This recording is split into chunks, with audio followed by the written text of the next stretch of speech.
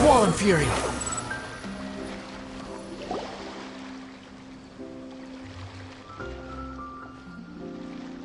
Huh? Wait, you're that blonde traveler who's on a journey to all corners of Teyvat, right? Who's asking? Do you need something from us? You bet I do. I was worried I wouldn't be able to find you. I have a letter for you, you see. It's from another Outlander. He was a crafty fellow, let me tell you. Took advantage of a loophole in our mailing system by opting for guaranteed delivery, then filling in the most obscure mailing address I've ever seen. Well, we are always on the road, so yeah, it's pretty tough to get mail to us unless we happen to go to the post office on a whim. So, what address did that person give you anyway? He just wrote, next to a small, white-haired talking fairy. What? So the address is Paimon? Yeah, exactly, right? And if I failed to deliver the letter, I'd have been bound by regulation to compensate him. Really, he got me good. I count myself very lucky that I ran into you here. Of course, here it is. All yours. Come on! Paimon wants to have a look too!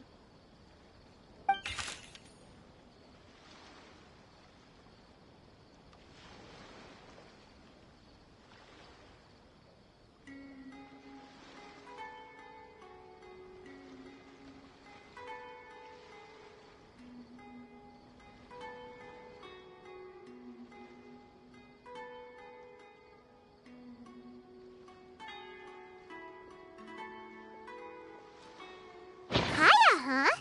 So he's here in Sumeru. Now that Paimon thinks about it, Crafty does describe him pretty well. From what he wrote in the letter, it looks like he didn't think there was much chance of it reaching us. Or maybe he's just being sneaky. Do you think he's making this sound like a miracle of fate so that we'd have to go meet up with him? Right. It's always nice to see old friends. The letter says that he hangs out at Jafar Tavern every afternoon. Perhaps we should drop in on him then, huh?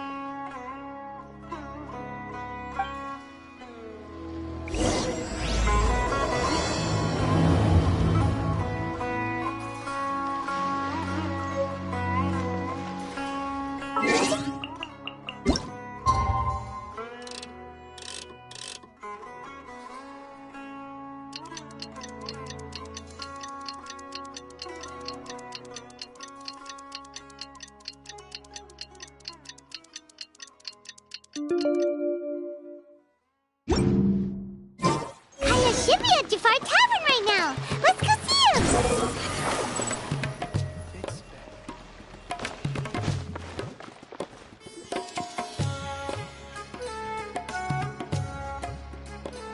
I'll have something I haven't tried yet, boss. Sorry, sir. I'm afraid you've already tried every type of liquor we serve. Oh? Well then, just the bill, please. It's just as well, I suppose. I do have other matters to attend to. Kaya, you're really here! Paimon half thought you were playing some sort of prank on us. Hey, Paimon, traveler. Looks like the gods smile upon me after all. And come now, I wouldn't joke about wanting to see my good friends. Wait a second. You must be here on official business, right? What do you think you're doing spending every afternoon drinking at the tavern? You itching for a lecture from Jean? Not at all. The acting Grand Master positively terrifies me. Why would I ever do anything that might displease her? The truth is, I'm in Sumeru to learn about the alcohol industry here. So despite how it might look, I'm actually at Jafar Tavern for strictly business purposes. Sumeru spices are famous the world over, and it's long been rumored that this fine establishment was where a certain very popular spiced cocktail was invented. That's why the knights sent me, their foremost expert in alcoholic beverages, to come and see if it is as good as the rumors say. And how did that go? So far, so good. I'm already in talks with some spice merchants in Port Ormos about some potential collaboration. Yeah, that does sound like a great business opportunity. Guess Don Winery and Master D-Luke are gonna make a tidy sum from this one too, huh? Well, let's not get ahead of ourselves.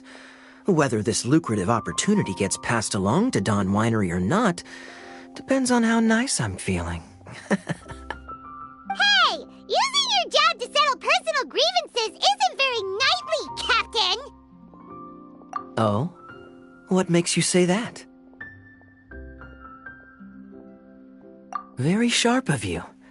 I wouldn't say I'm familiar, though. I just came here on the sly once, when I was very young. And?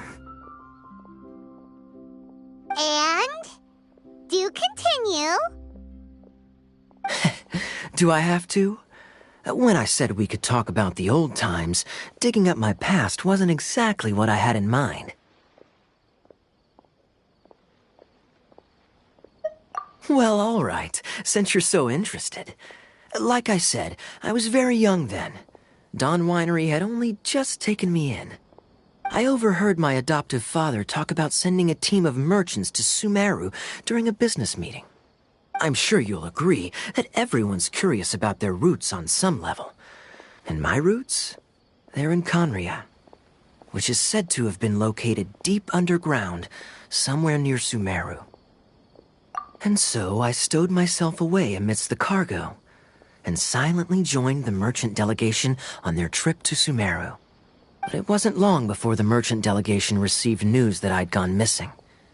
Their leader promptly found me, and before I knew it, my adoptive father was dragging me back home by the ear. It was a short-lived adventure. Sorry I don't have a more thrilling story for you. Honestly, not much. The only reason I knew that Conria was near Sumeru is because I happened to read that in a book when I was young. My life had less and less to do with Conria as I grew up, and so I started caring less as well. I used to believe that I had inherited some sort of duty from my father. But then I began to wonder. Maybe my father left me in the peaceful land of Mondstadt for no other reason than simply to keep me alive. As well as ensuring that I'd be safely cut off from certain things. The thought that I might be able to actually live a happy life there must have been the icing on the cake. This is obviously all speculation. Simply put, I'm afraid that I'm not particularly in the know on this topic. These days, my surname, Alberich, is probably the only link to Conria that I have left. One death afternoon, please, boss. Tell me, what do you know about the significance of that name, Alberich? Dainsleif? Ah, you've decided to join us. I was wondering how long you planned on listening in. I believe I've seen you before in Mondstadt. Dainsleif, if I'm not mistaken. So you remember me. Then we are already acquainted, Kaya Alberich, descendant of the Abyss Order's founder. Huh? What? I take it that you weren't aware of this until now, Kaya. Or you wouldn't have been so forthcoming with your surname. Oh my. That's quite a lot of baggage for a surname, isn't it? Though I must say, it does confirm an old suspicion of mine. I suppose that was why my father left me in Mondstadt after all. I'm surprised that you take me at my word without the faintest hint of skepticism. Well, perhaps what you told me just happens to answer some questions I carry in my memories. And in any case, I recognize your eyes. You're a pure-blood Conrian, aren't you? Very clever. Forgive me for being direct, but I sincerely hope this new knowledge doesn't change anything. If you've already let go of your ties to the past, then keep it that way. Kaya, you're not involved with the Abyss Order in any way, are you? Hey, hold on now. This conversation has taken a rather sudden turn for the deadly serious. And I'm afraid that as someone from Mondstadt, I'm not accustomed to this sort of atmosphere. So what if I know my ancestry? Do I strike you as the type who would be bound by that kind of thing? Relax. I'll be just as delighted to hunt down the Abyss Order tomorrow as I have always been. Either way, looks like we're out of time. I've got a spice merchant to meet in a minute, so I'll leave the three of you to carry on the conversation without me. Well, alright then. You go do your thing, Kaya. See you around. And Dainsleif, no need to listen in from the sidelines next time we meet. Let me buy you a drink. You don't really trust him, do you, Dane? You're both from Conria, but you get on like oil and water. The fact is, I still do not know him well. It would be meaningless for me to jump to conclusions. But can a person truly be unaffected by their ancestry? This remains to be seen.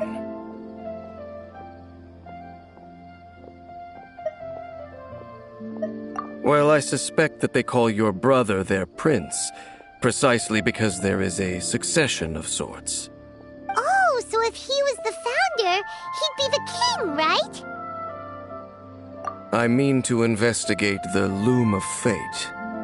Do you remember that name? Yeah, the Abyss Order's evil plan! We learned about that back in Mondstadt. Not new. Not exactly. My memories suffer from erosion. But while I was recovering my health recently, I suddenly remembered something. Your brother.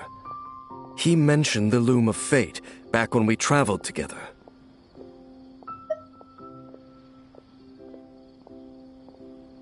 Apparently so. I was also quite surprised when these memories tallied up. I recall that we were traveling to Sumeru when the matter was brought up. So, you're going to the place that he mentioned back then? Correct. At that time, they must have been introduced in one way or another to this concept.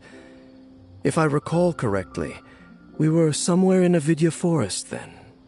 Well, what are we waiting for? Let's go! Maybe we'll discover some secret that's lain hidden for hundreds of years! No. Now is not the time. No, it's just... I'm still waiting for my drink. Seriously?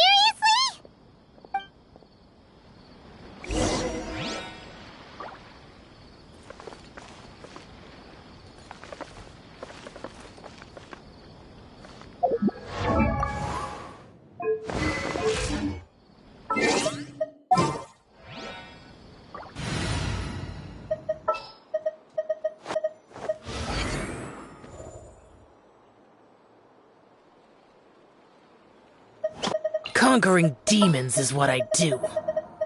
Understood.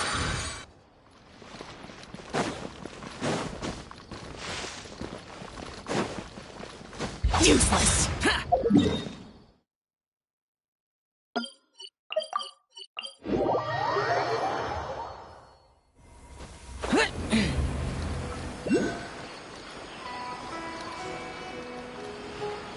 Useless!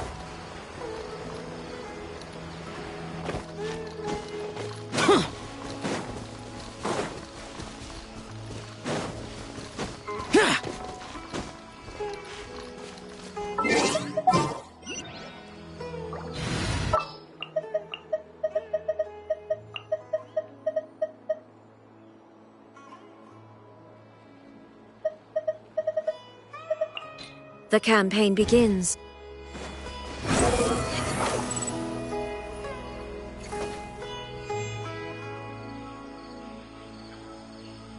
Wait.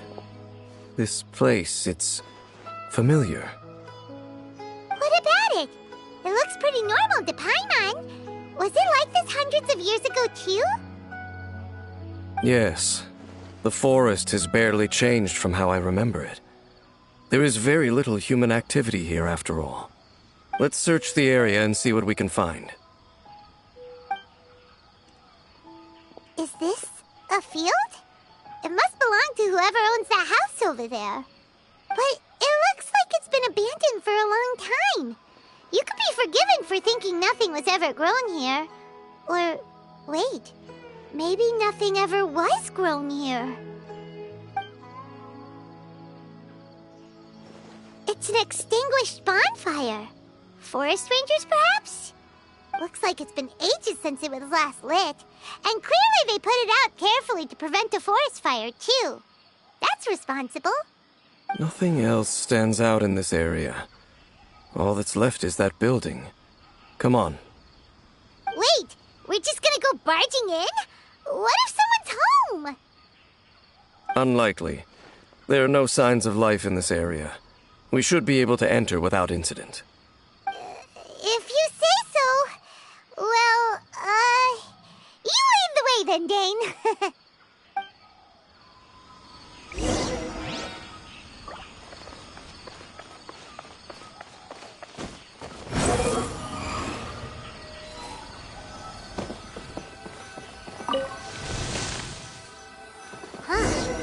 So there really isn't anyone home.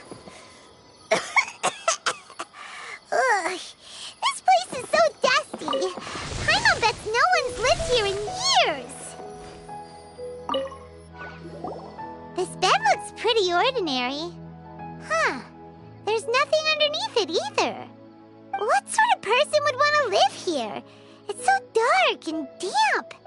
Can't be all that comfortable.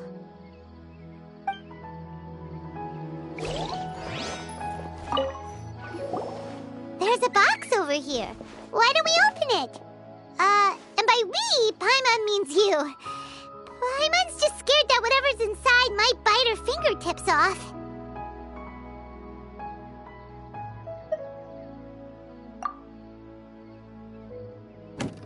Huh? This is a mirror. It's broken, too. Was this a makeup box?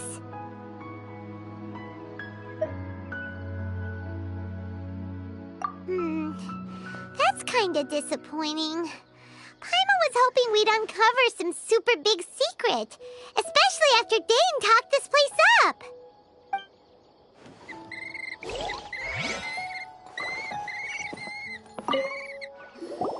Hey, look!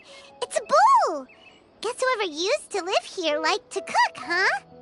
Can't you smell it? There's a heavy scent of medicinal herbs in here. Oh, so it's a medicine bowl? Seems you're right. You've got a good nose on you, Dane.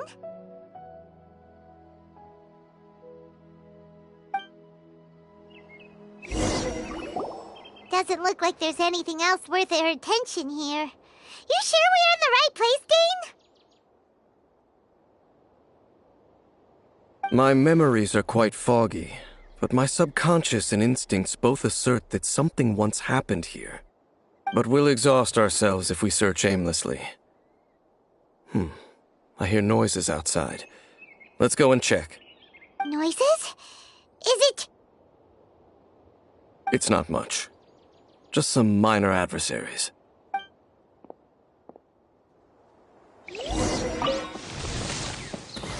Monsters? Wow, Dane's ears are sharp, just like his nose! That's a good shape for a 500-year-old. Although for someone who's as full of surprises as Dane, it's hardly a big deal. Anyways, let's beat up these monsters! Light it up! Shine down!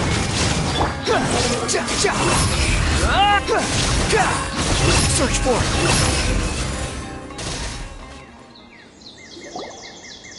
I doubt that the appearance of those monsters was wholly random. There must be something nearby that attracted them. A ley line anomaly, perhaps.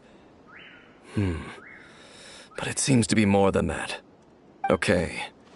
I'll go slightly further out to investigate any issues with the nearby ley lines. I might be a while. You should wait for me here. What? You're going alone? You better not be trying to keep some secret from us. Your suspicions are as banal as they are unwarranted.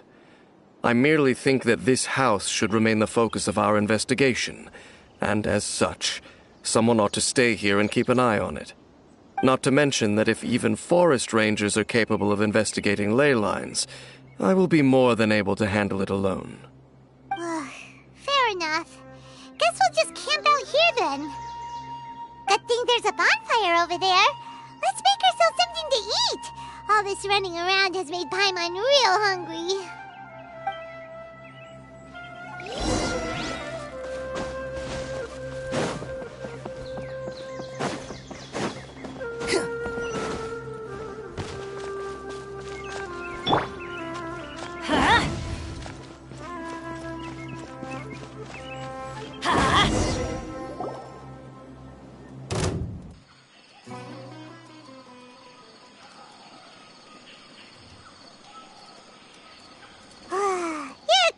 Is as good as ever. Even if there was no other reason, the food alone would be enough for Paimon to stick with you.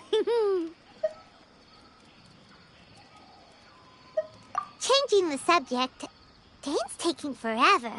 He said that there might be an issue with the nearby ley lines. How bad do you think it could be? We came together, but now it's back to just being the two of us again. You know, now that Paimon mentions it, we really have spent lots and lots of time together, haven't we? So, don't take this the wrong way or anything, but, do you ever get tired of Paimon being around? Oh, you stop it! Now you're embarrassing Paimon. So, next question. Don't know if it's okay to ask this, but Paimon's curious. What was it like traveling with your brother? The stars?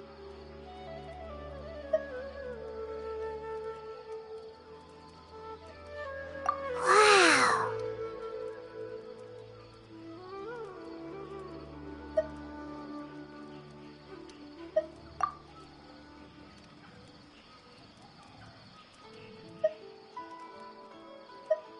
Yeah, Paimon understands. Being separated without even knowing the reason why, it's just terrible. But we'll find the truth together. Sure as Paimon's your guide. Just you wait, Heavenly Principles, and you too, Teyvat!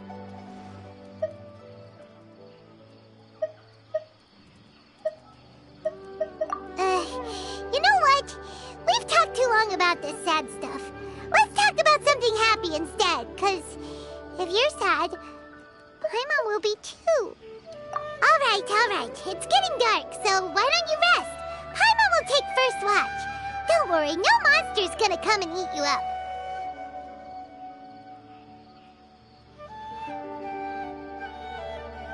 Oh, come on! Don't say that!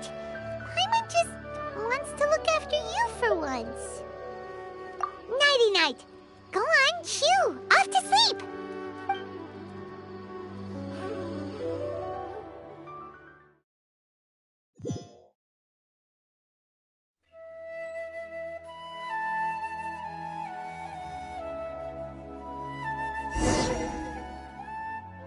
Hey, time to wake up.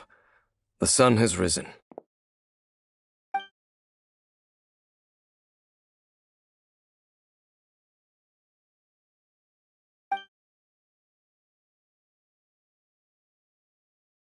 What a deep sleeper. You do know that we need to... Tear stains. You dreamed of your sibling last night, didn't you? All right. Rest here a bit longer then. I'll head into the forest to investigate.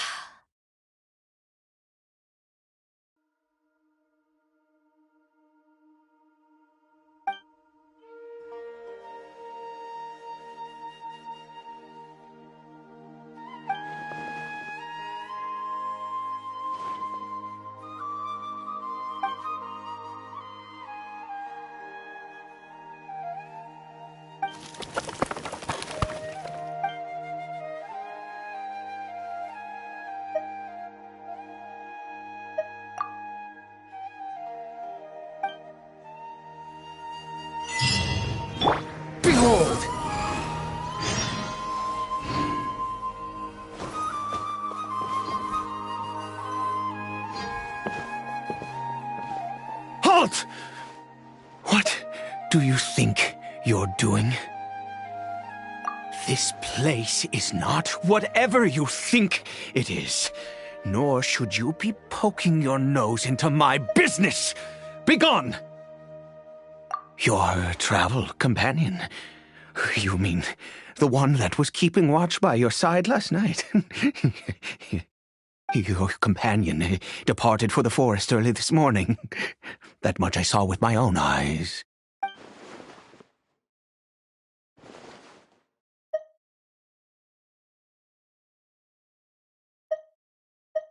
What business is that of yours, All you need to know is that I claimed this place first, and what I do here is none of your concern. Do I make myself quite clear? Leave!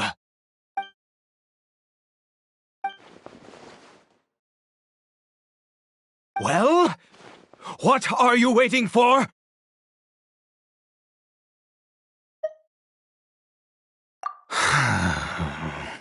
If you must, suit yourself.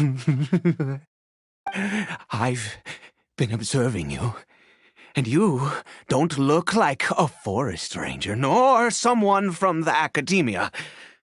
Still, I'm warning you, no funny business. Promise me that, and you can do as you please. Okay, fine. Whatever. Just move aside. I'm heading in. You... Oh, go on then. Have it your way. I knew I wasn't going to be able to hide this anyway. Just come in. But no overreacting to anything you see in here, okay? You understand? Come on then.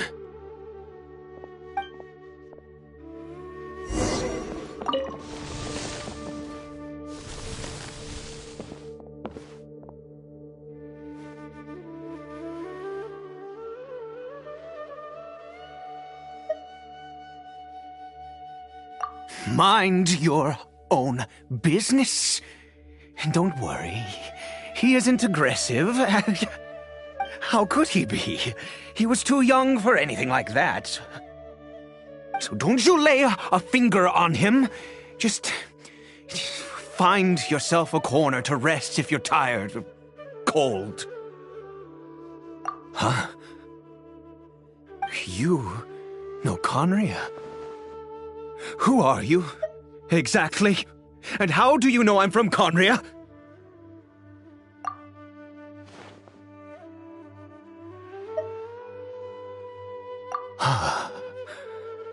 Do you worship a god, traveler?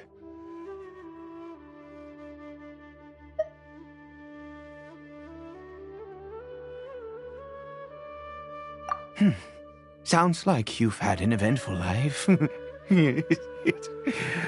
All right, well, my name is Ida, and you are correct. I was once Conrian.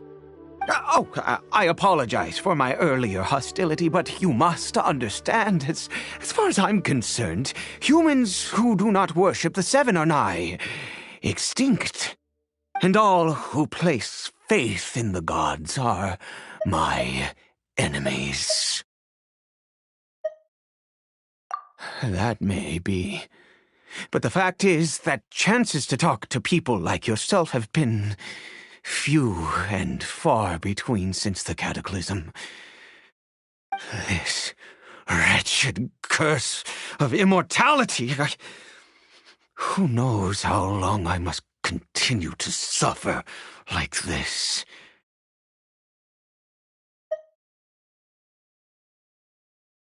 The curse. It was a little gift given to the people of Conria by those vile gods.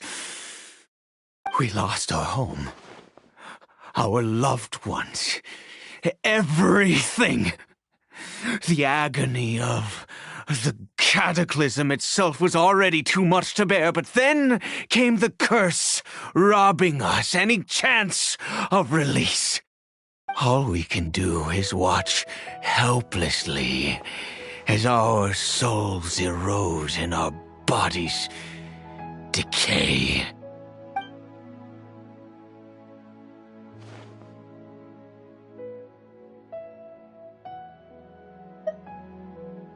Because, although Conria began with a single bloodline, it was a home to others too. Any who forsook their gods and came to Conria were welcomed as our fellow citizens. When the cataclysm came, we pure-blood Conrians were declared the greater sinners. Upon us the gods placed the curse of immortality. But those whose ancestry belonged to the domains of other gods were punished with the curse of the wilderness as they fled, turning them into monsters. He is Caribert, my illegitimate son. How times have changed. I can say that out loud with no consequence now, but it was once a matter of unspeakable shame. I was a noble of Conria, by blood, but I resented the life that my family had arranged for me. Then, one day, I met a beautiful woman amongst the people.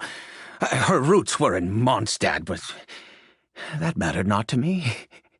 It was love at first sight. Caribert faced great hardship from the very moment of his birth, all due to my selfish desires, and I was never able to be there by his side for any of it. After all that, he turned into a hilly troll right before my very eyes. I always owed him much, and now at least I can finally be close to him. She was. We were separated. I do not wish to dwell on it. It could be worse. I suffer the pain of loss because I once had everything I could wish for. And now that I have lost almost everything, the little that remains I see with new clarity. If nothing else, at least I still have Caribert.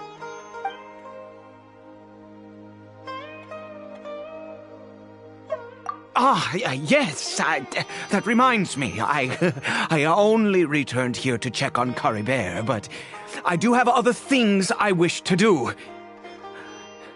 You may come with me, if you're so inclined.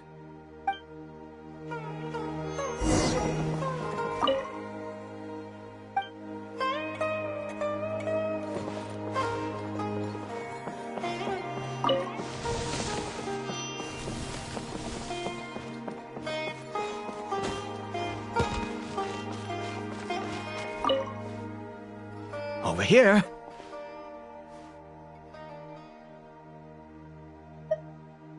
I'm sure you're wondering why I brought Caribert here to Sumeru.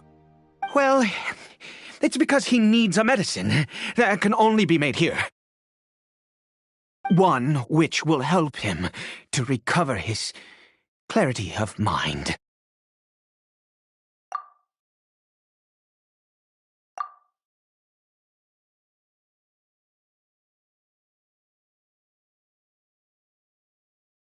I do not hope to break the curse. I am well aware of my powerlessness against the punishment of the gods.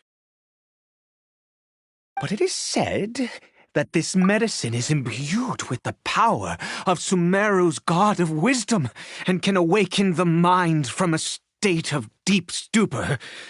It has been used in the past to treat cases of mania. I believe that it might just work.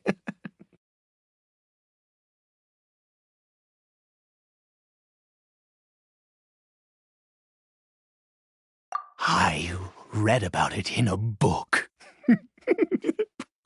From the Royal Library of Conria. It was banned. I mean, since this medicine requires the power of the Seven to work. In my youth, I disliked the life of nobility and craved excitement. I was leafing through some forbidden text and happened upon it.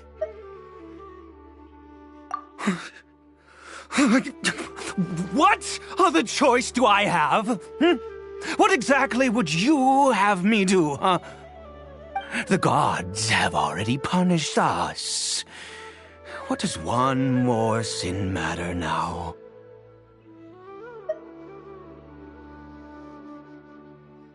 Never mind. As long as you understand. I'm sorry. I struggle to take control of my mood sometimes. Perhaps a consequence of having lived too long. As it happens, I am in dire need of some help to make this medicine. My hands don't have the dexterity they once did. I fear they may be decaying from within. All thanks to this curse of immortality. Okay. To start with, take this ingredient.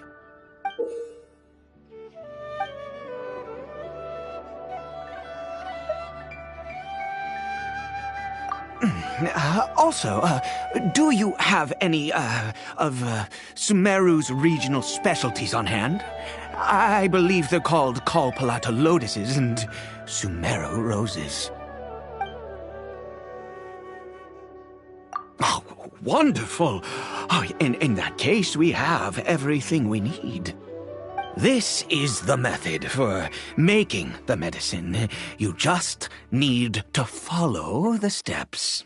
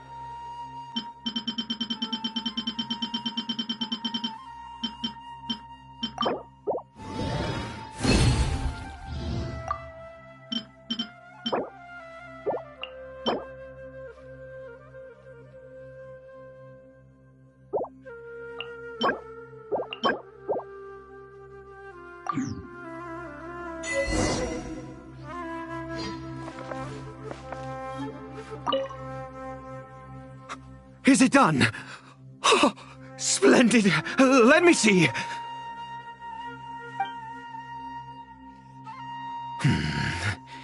In all honesty, I do not know what the end product is supposed to look like. The banned book didn't feature any illustrations. Well, the moment has finally arrived. Curses. No! We need to perform one final step to complete the medicine. I said before that this medicine relies on the power of the God of Wisdom for its restorative effects. Which means we must pay a visit to a statue of the Seven.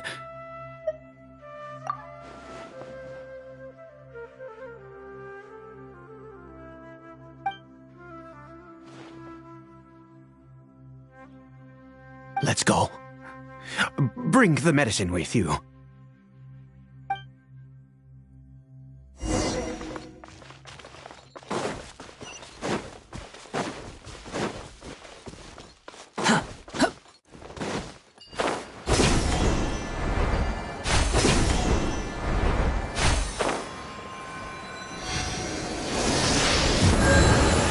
Look at this statue.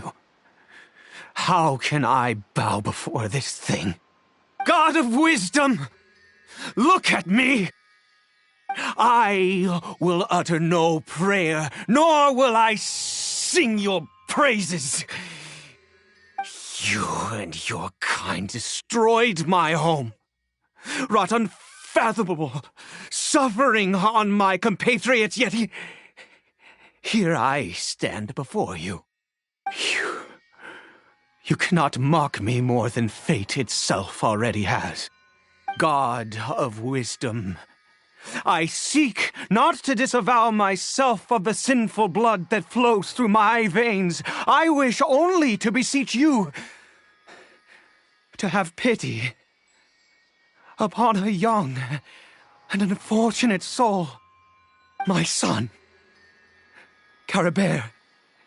He was turned into a monster before he had the chance to witness anything beautiful in this world. This is no fate for a child.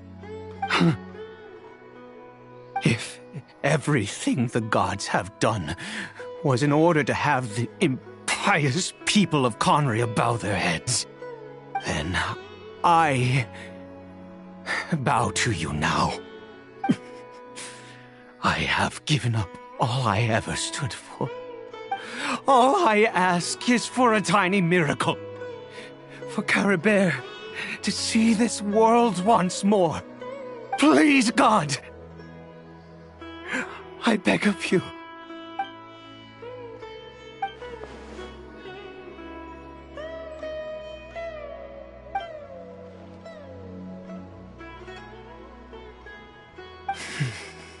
I have made quite enough of a fool of myself for one day. Let's go.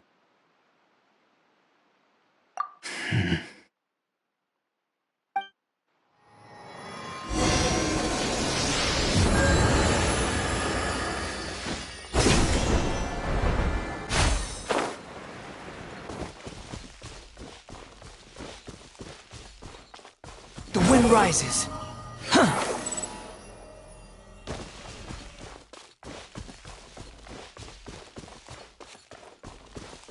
Behold!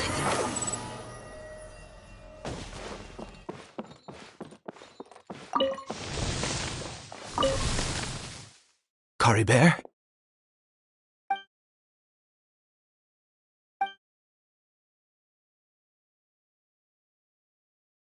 Well, we've prepared the medicine. We might as well try it.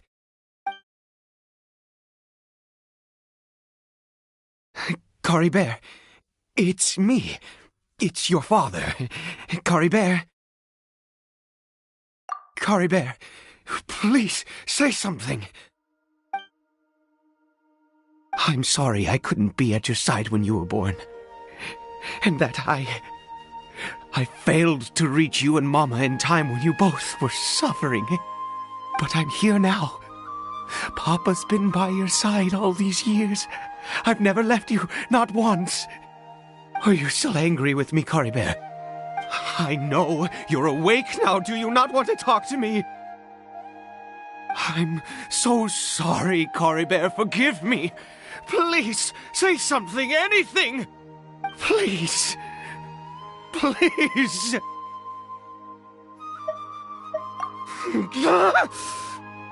Oh, gods above! What more do you want from me? You took everything from here, and I still bowed to you. I'd give you my very life if only you cared to take it. But you won't even let me die. I knew it. I should never have trusted anything that had to do with the gods. I was just deluding myself. The gods of this world have never stood with humanity, not even for a moment. Other reasons. What do you mean?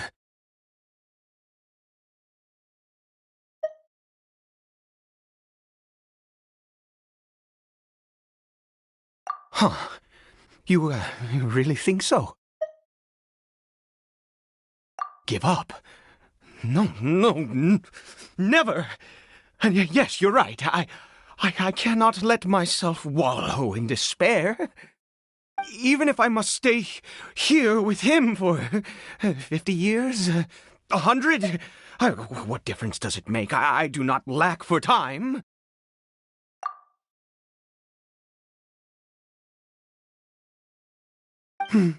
Let's go. We'll make another dose. The most crucial ingredient in this medicine is the unusual mushroom, which makes things complicated, but not impossible. I grow them in that field. The details don't matter, right? Curb your curiosity and just do as I instruct. If you truly wish to help me, that is how you can do it. There is a waterfall near the statue I prayed at. I need you to collect some water from there around 2 in the afternoon. I'll be here watching Curry Bear. Once you're back, I will make some fertilizer for the mushrooms. Good. Then please head over when the time comes.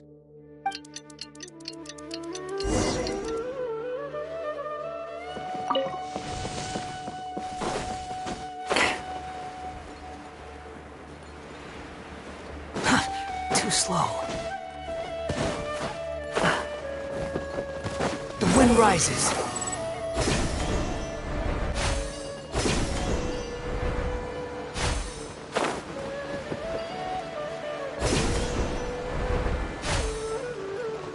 Squall and fury.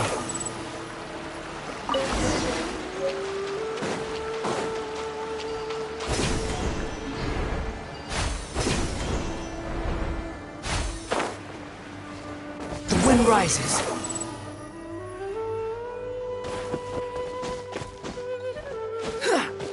Quit following me. Behold! Ah, you're back. Coribear's condition is stable. By which I mean he still isn't responding. Anyway, give me the water.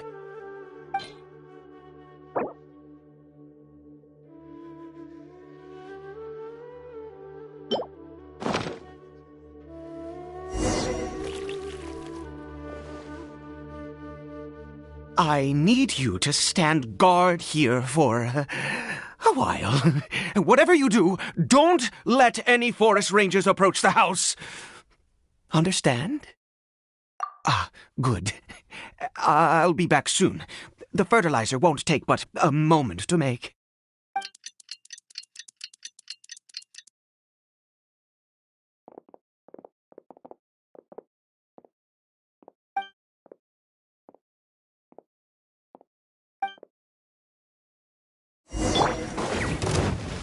The wind knows it. The wind rises.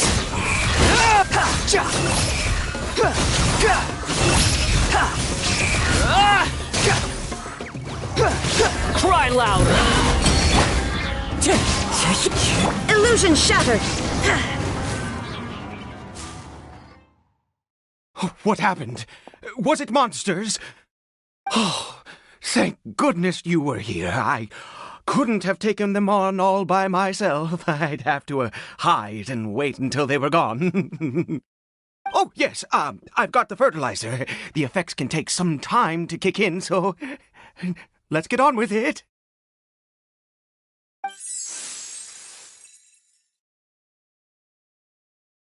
Next, we pick the mushrooms and repeat the same steps as before to make another dose. I trust you still remember the method.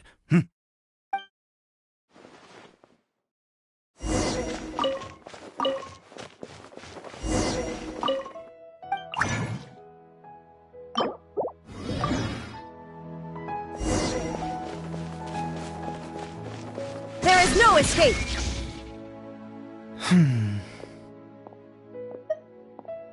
Oh, sorry. I just, after resting in this field for a while, my thoughts began to wander.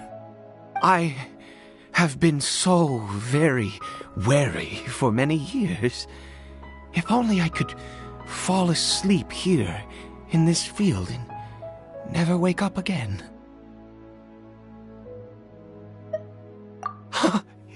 I do indeed. That's why it was just a fleeting thought. Thank you for your help once again. And now, for the final step. Back to the Statue of the Seven.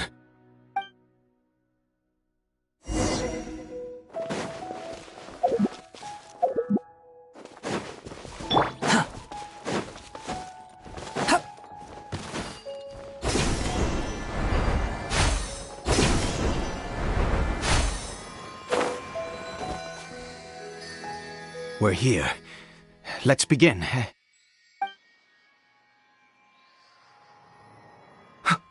Wait a moment. Hey, what was that? Cory Bear! Oh no, he must have left while we were too busy preparing the medicine to notice. Come on, we have to catch up with him.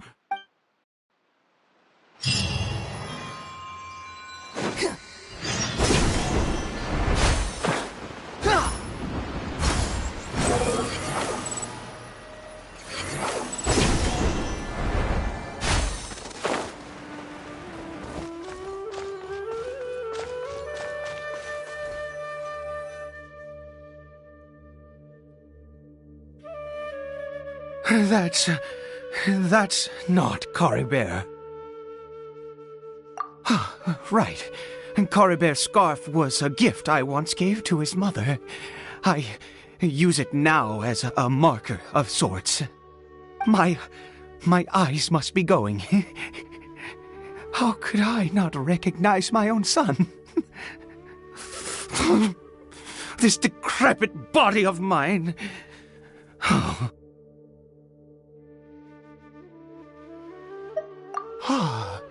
Yes. It doesn't seem interested in us in the least. It seems intent on walking in that direction. Where could it be going? Yes. The more we know about Hilly Churls, the better.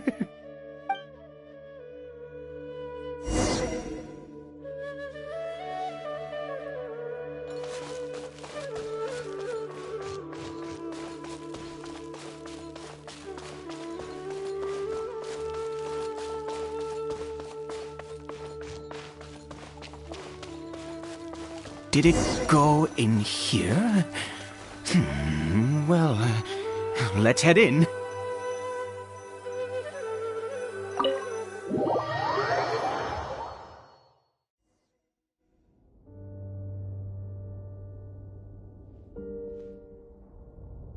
What a ghastly place. Has it always existed? I swear I've never noticed it before. Huh. It looks like they're, worshipping. Sometimes walking, sometimes kneeling in worship, and it appears to be in earnest. I've never seen anything like this in all my life. What in the world does this place conceal? Oh, there's only one way to find out.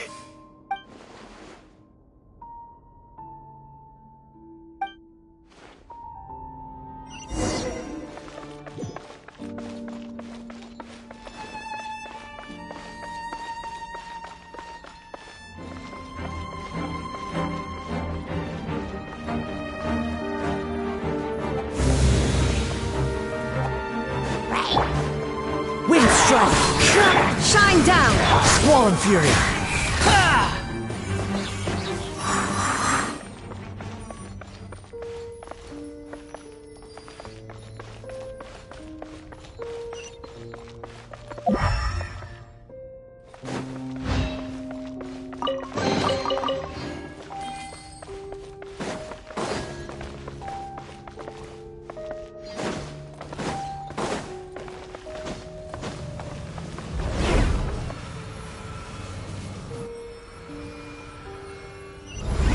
Is this a teleportation device?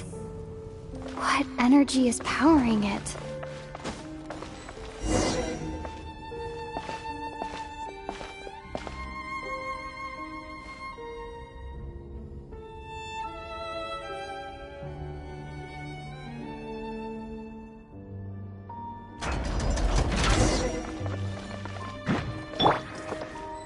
There is no escape! Let's light it!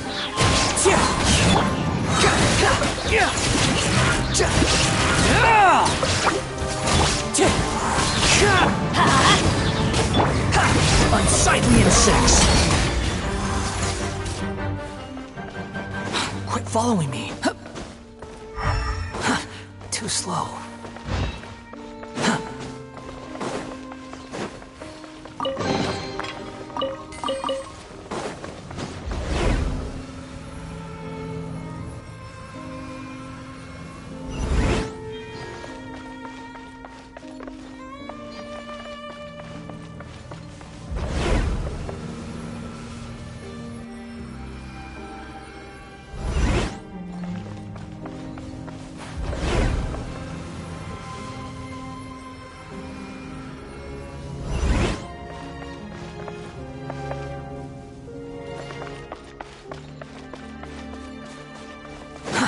Too slow.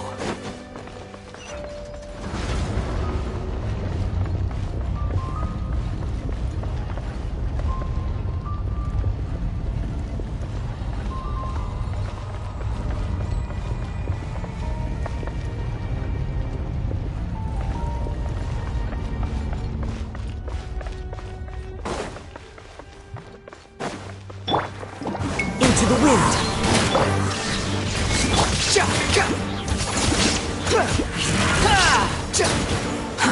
Too slow. Wind strike.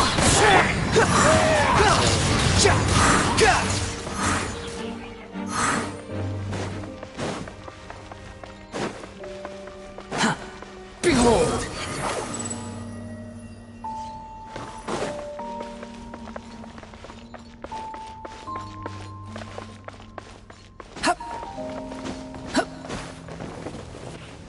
Swollen Fury.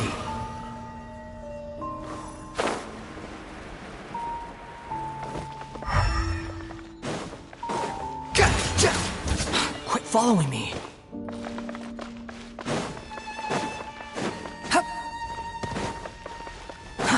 Too slow.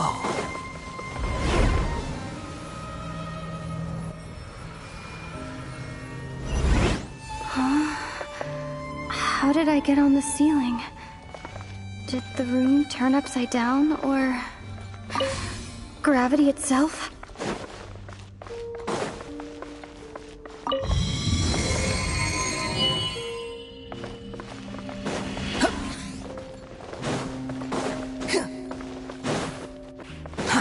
Too slow. Behold!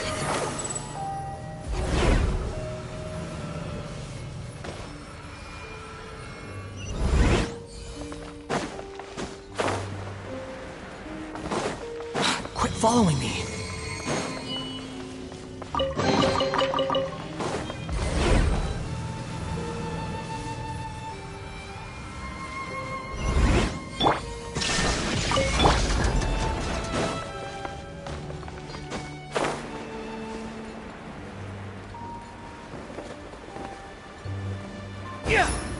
It seems like I need to find a place to insert the rune.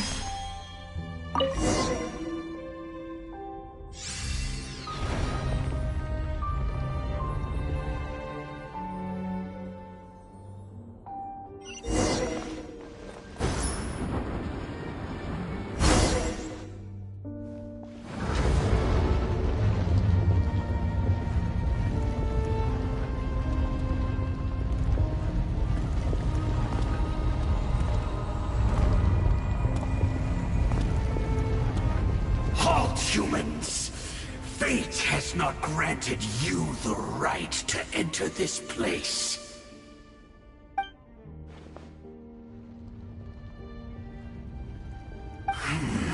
Do you insist on an audience? Very well. Then I grant you the trial of destiny.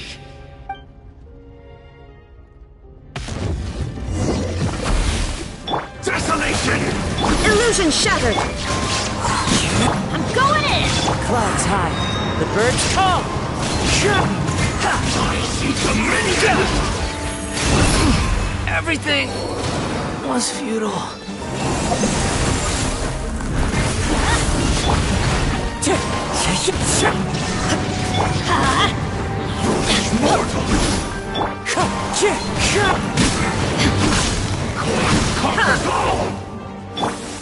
Wind strider! Feel no more! Torn to oblivion!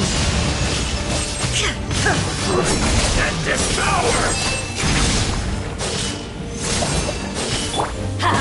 Everybody stand! Desolation! The wind rises.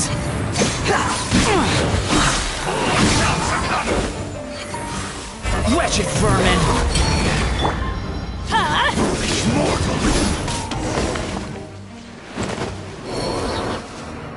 Who was that?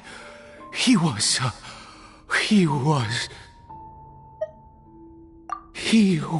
a perfect being.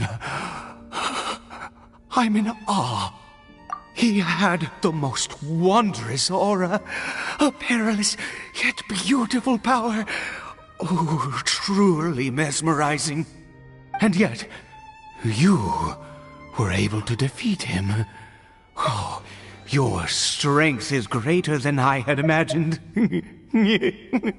Let's continue on. I find myself growing more curious by the second and more excited.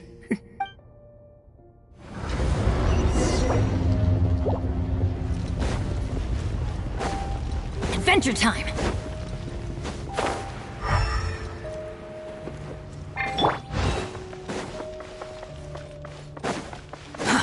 Too slow.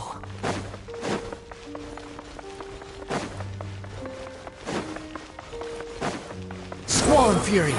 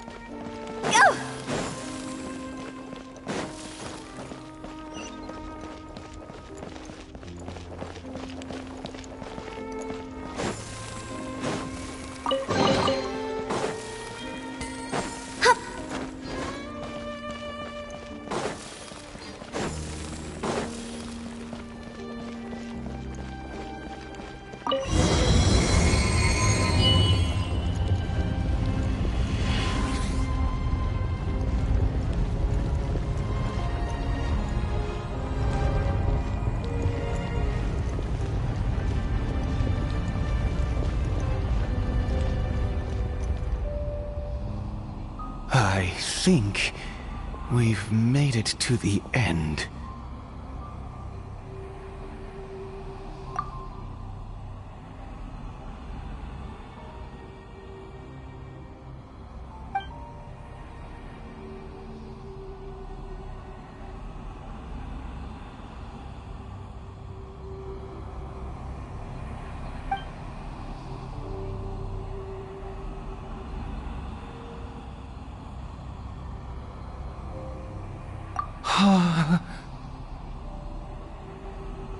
Oh, dear creature. Why do you bow down? For fear of the unknown? or for a power that you covet.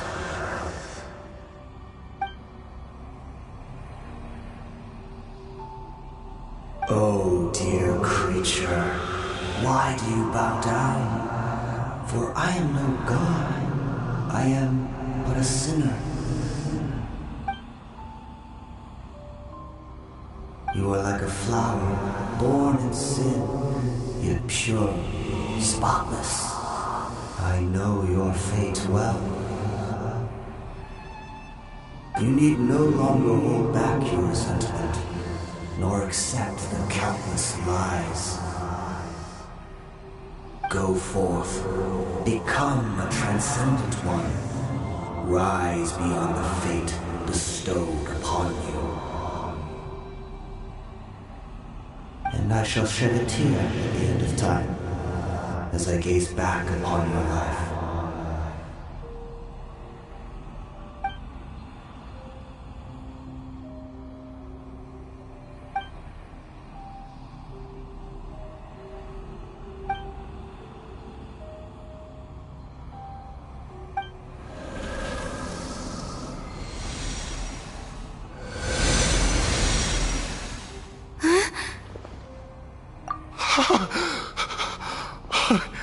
What just happened? When I saw that thing, my heart was instantly at peace. I was overcome by a sense of awe or joy, perhaps. I feel good. In fact, I feel better than I did before I came in here. How peculiar. Oh, is that so? All right, as you wish.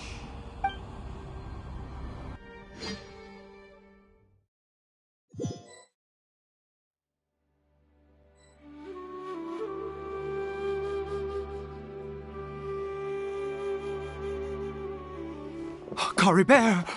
Oh, thank goodness! He's still okay. I have a strange feeling that what just happened was meant to be. For this to happen, right at the moment when I was dreading worshipping at a statue of the Seven, it's as if fate was calling to me. You say that I bowed before that thing, so perhaps it might be just as effective. I have to try. No matter what, you said it yourself. I have to exhaust all options.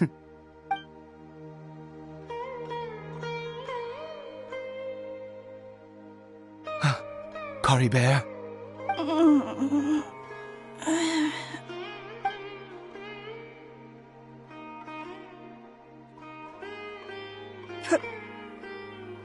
Papa? Caribert! Oh, my goodness, it worked! It's a miracle! Oh, Caribert, my dear son! You see?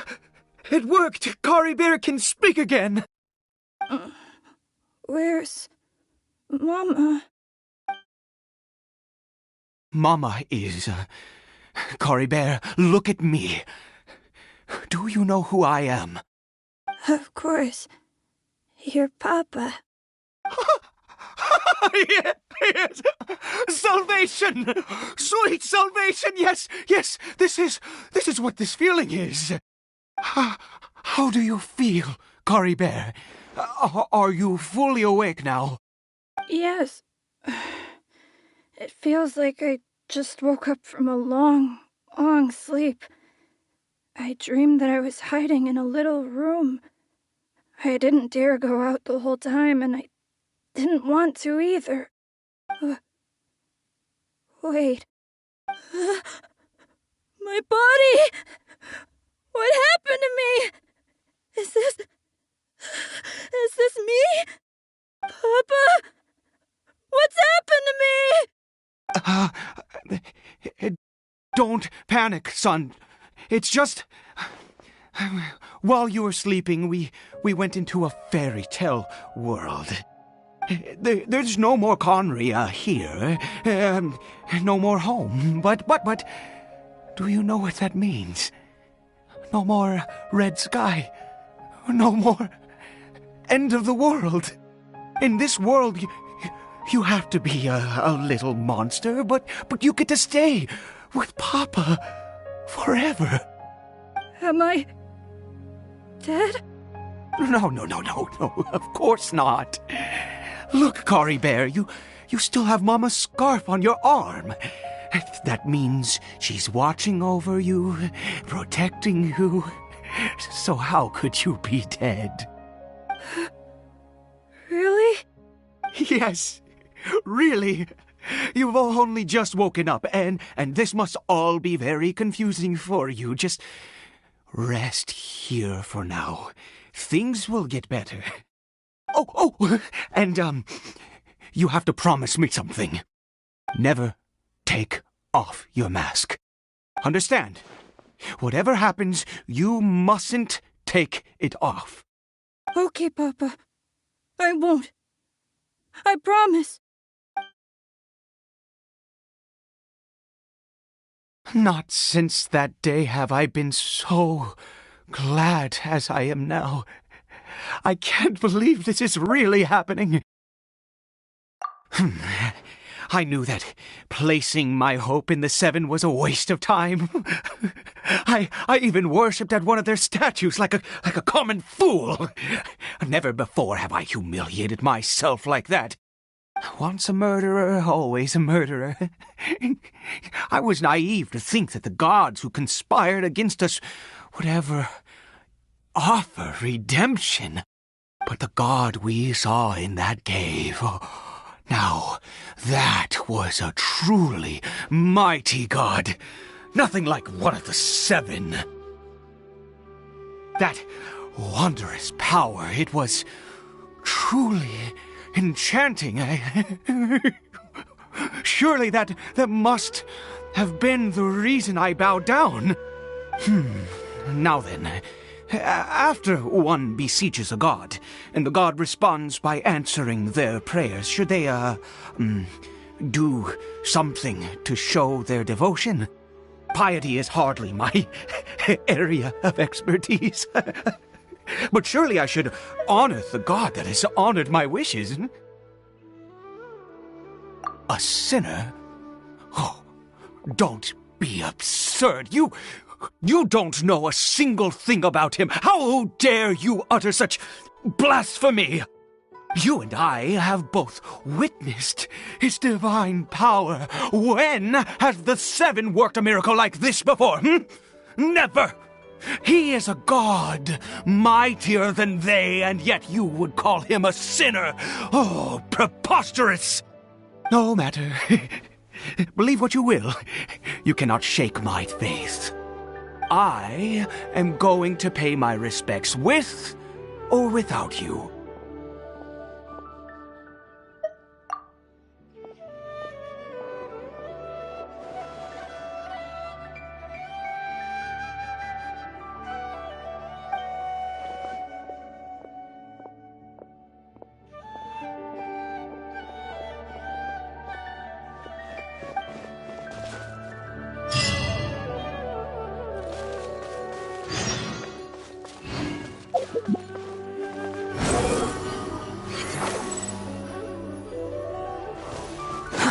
Too slow.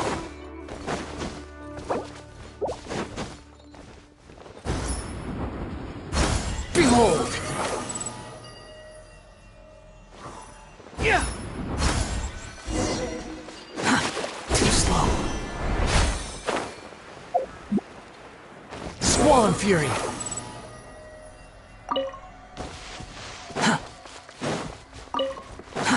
Too slow.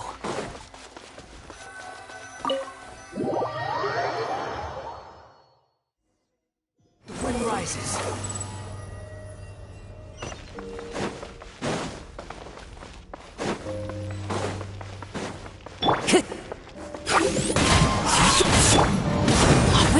As one with wind and cloud. Behold! Search for it!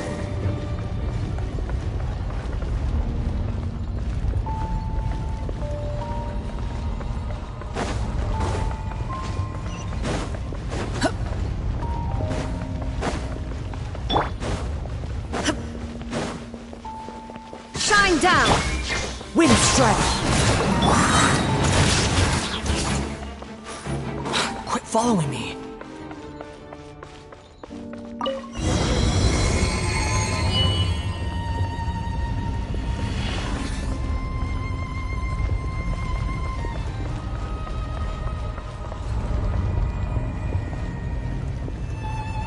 No! Impossible! What happened?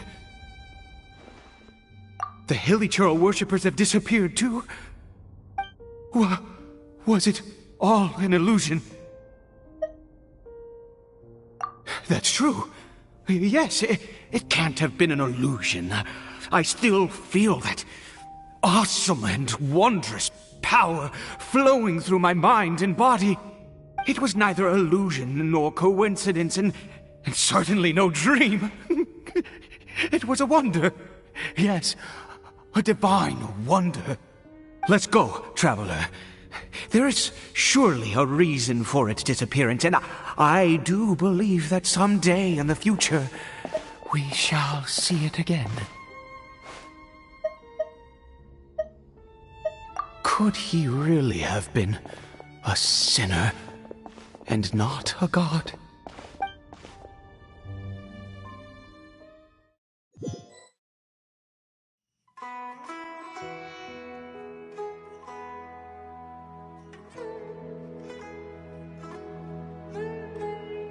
Kari Bear? Where has he gone? Oh, no. Maybe someone else came by and found him? No, it can't have been that. There's no sign of a break-in and no sign of anyone having been here. This does not bode well. What if he's spotted by a forest ranger or an adventurer in his current state? Wait a minute. This isn't how we left it. Oh no. Did he...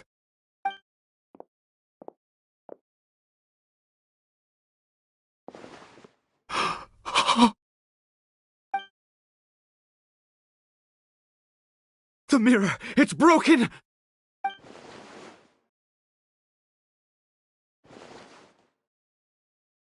He must have taken his mask off and seen what he looks like beneath it. If he'd just done as he was told! We have to find him.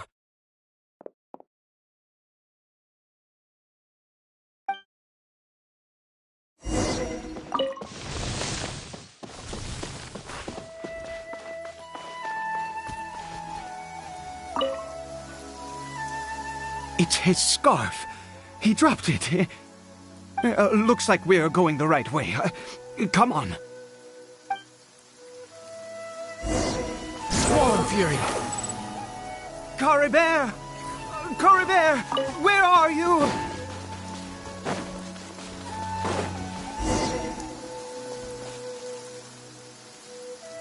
Curses! Forest Rangers. Hey! Who are you? We haven't seen you around here before. What's your business here? Have you seen a Hilichurl? A Hilichurl should have come past this way. Have you seen it? I asked you first. Don't make this more difficult than it needs to be. I said, have you seen a Hilichurl? Hey, whoa. Look, sir, there's no need to get so worked up. There are Hilichurls everywhere. What's the big deal? We see plenty of them out here. Exactly. Matter of fact, we just took out a few of them back there. Those dumb boneheads. You...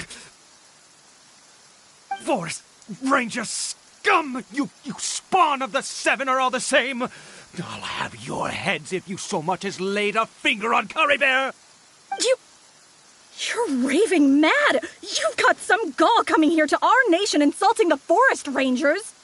Curse you all, Forest Rangers!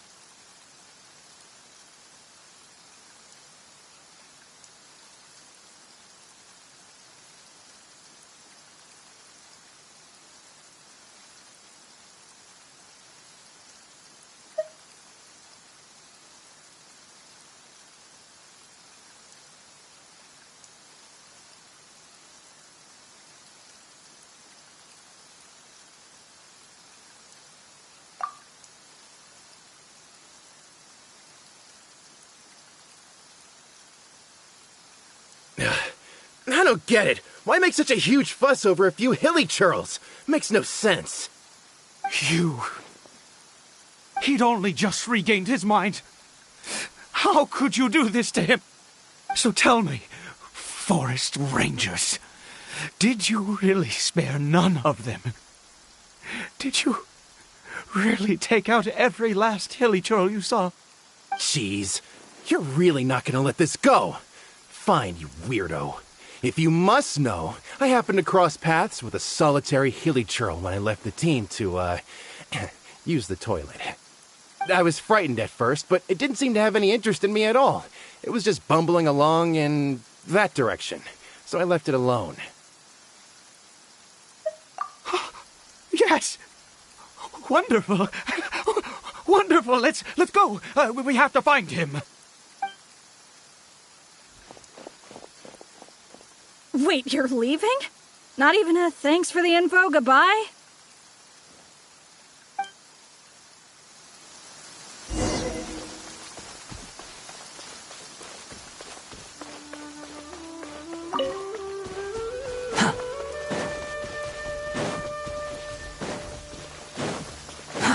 Too slow.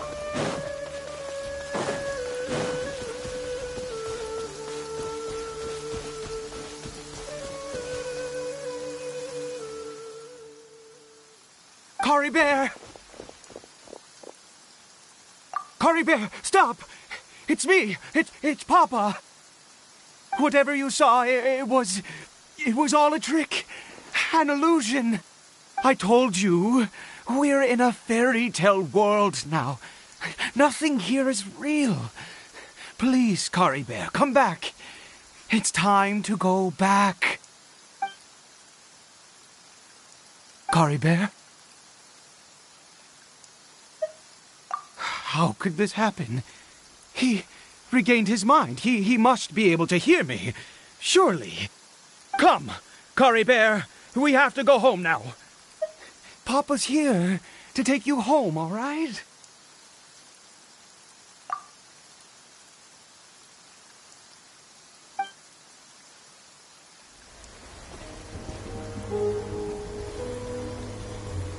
Papa?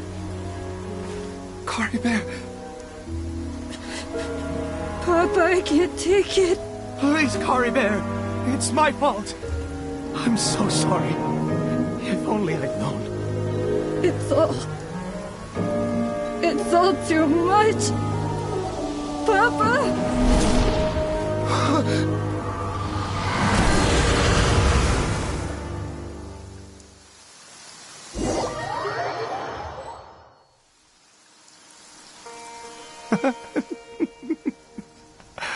I see. I understand now. Finally, it all makes sense.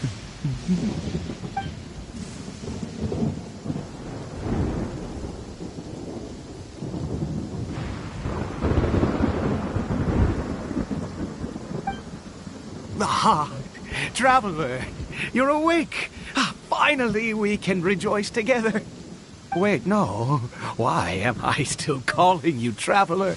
Oh, I have known your true identity for some time now.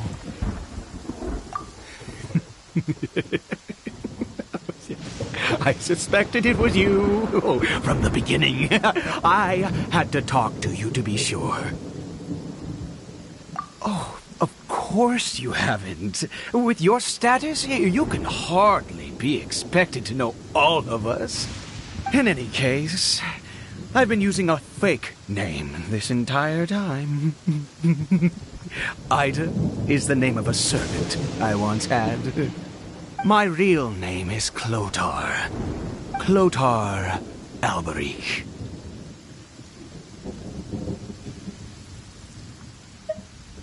You saw it too, didn't you? Unmistakable, the power inside Cory Bear and the power of the one you call a sinner. It was one and the same.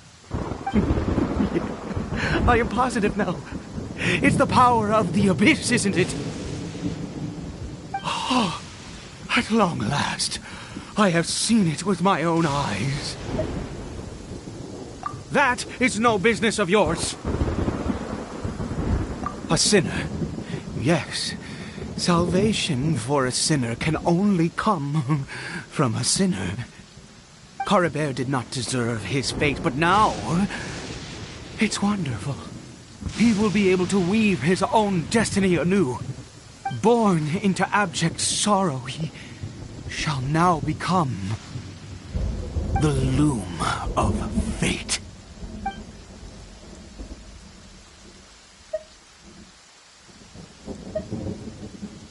Huh? Sinister. Dangerous. Oh, I never imagined that you, of all people, would deny the Abyss. How ridiculous! We once believed that you would bring new strength and hope to Conria. To us, you were the Abyss. A wondrous mystery far beyond our imagination and comprehension. And the one who controls the Abyss can control everything. We yearned for that future. We looked to you to take us there. But what did you bring us instead? Oh, Prince of Conria?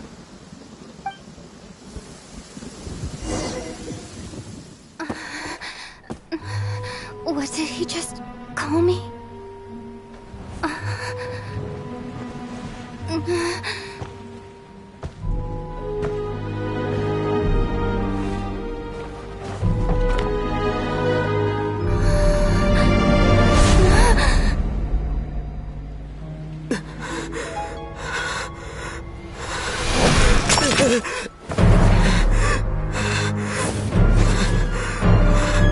Traveler!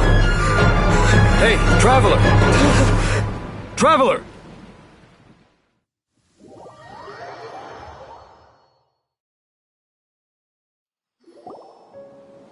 You're awake! Oh, thank goodness you're awake! Paimon was worried sick! Traveler? Traveler?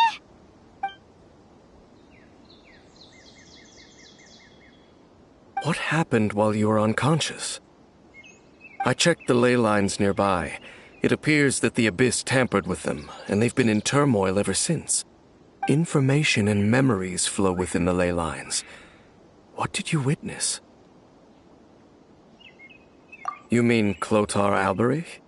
After founding the Abyss Order, his faith in the Abyss led him to do a great many things. But the curse of immortality continued to torment his body and mind. And in the end, neither his faith nor the Abyss he worshipped could save him. After 100 years, he lost his mind completely and was never seen again. Yet his dark legacy lived on. The defiled statue that we encountered previously was just one perverse product of his use of abyssal power during his life. You could say that. He wouldn't be the Abyss Order's prince otherwise. Are you alright? You have a troubled look on your face. What happened?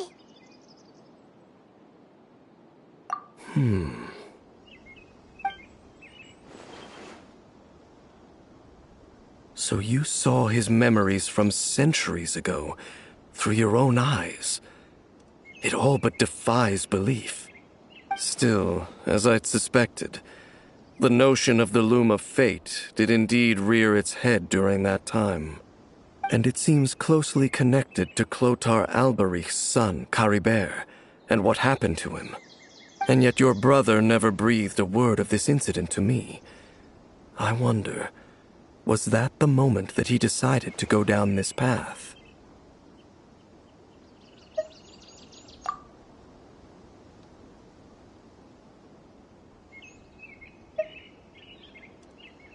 Indeed. Clearly, this series of events sparked a long period of deep contemplation. This was where it all began. What is it?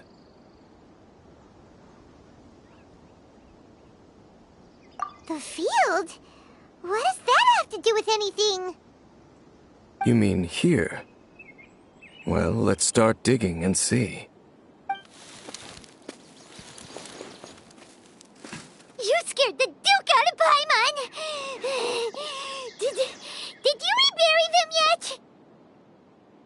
A male and female skeleton, buried together. Interestingly, the male skeleton appears to have been interred much later, and it's holding a silk scarf in its hand. But what does this mean?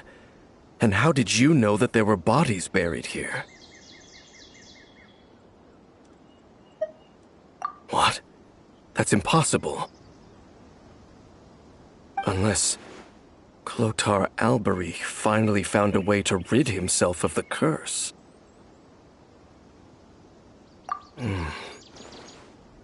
This all raises far too many questions. I need time to think, and to search my memories for some missing pieces. We should part ways here. Huh? You're just gonna leave? Why? You could come with us, you know. It's better that we split up for now.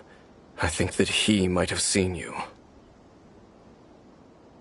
Who's he? Yes. I have my suspicions as to his identity, but I need to confirm some other details before I can be sure. If the time is right, I will tell you when we next meet. But what do you mean that he saw the Traveler? How is that possible? I fear that while these things would limit anyone else, they are no obstacle to him. What? Why? What is he? All right, let's leave it there. Get some rest. Goodbye. There goes Dane. And just like that, it's back to being the two of us again, huh? What is it? Huh?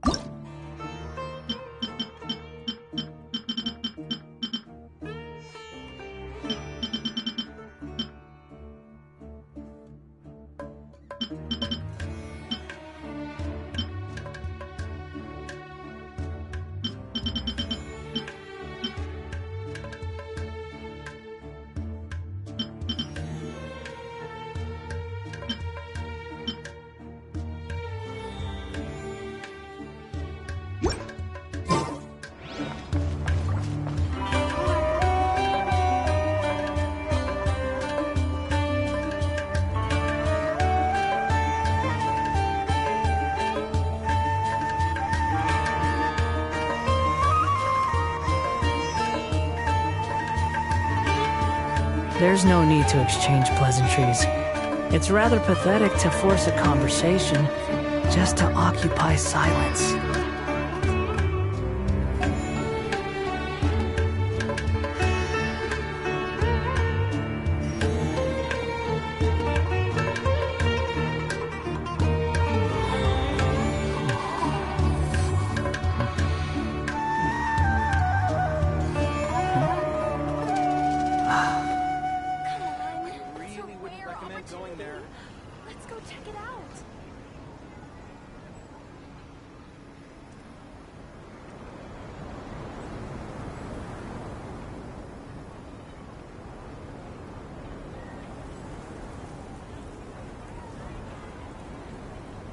You think I've got a sharp tongue?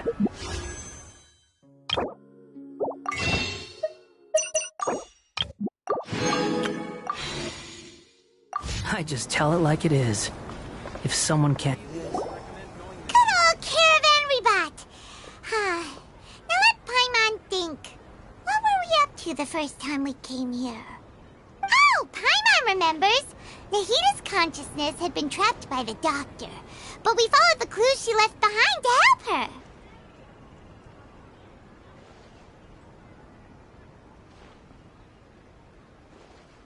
So much time has already passed since then, and it seems Sumeru's changing for the better now that Nahita's in charge, right? Paimon just hopes this peace will last a long time, and then Nahita won't have any more new problems to deal with. Yeah, guess you're right. We somehow always find ourselves right in the thick of it. Who knows what will happen next? Come to think of it, maybe it's all because of you. Maybe you're just a magnet for trouble.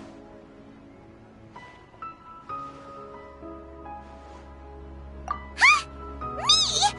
Before Paimon ran into you, Paimon never ran into any trouble. At most, when she was super tired, Paimon got caught in some strange whirlpool and sucked out into sea. And even then, you fished Paimon out. Anyway, for Nahita's sake, maybe we should think about heading to our next destination for now. Ah, look who it is. Running into you in a place like this? I can see you two still love wandering around. Oh, it's Dia! Since when are we just wandering around? We're usually taking care of some serious business. Even though it may have nothing to do with our journey. But never mind that. What brings you here? I just finished a commission in the desert for a usual client of mine. Nothing too interesting. Just escorting a shipment of goods. I'm on my way to report back. That's when I saw you two all the way over there, chatting away. What were you two talking about anyway? Huh? You serious? Can't say I saw that coming. But you are travelers after all. I guess you'd never stay for too long in one place. Bumping into you like this will become a rarity. I'm starting to feel sad just thinking about it. Hey, how about I gather a few mercs to escort you two? What do you say? Thanks, but no need. Oh, Paimon had no clue you'd miss us so much. But don't worry, we'll come back to see everyone when we get a chance. Sounds good. All you need to do to get to Fontaine is cross this stretch of desert and navigate some waterways. Knowing you two, I'm sure it won't be anything you can't handle. So, when are you leaving? Oh, wait a sec. Paimon just remembered there are still a few dishes in Sumeru that Paimon hasn't tried yet. Now, where's that list Paimon made?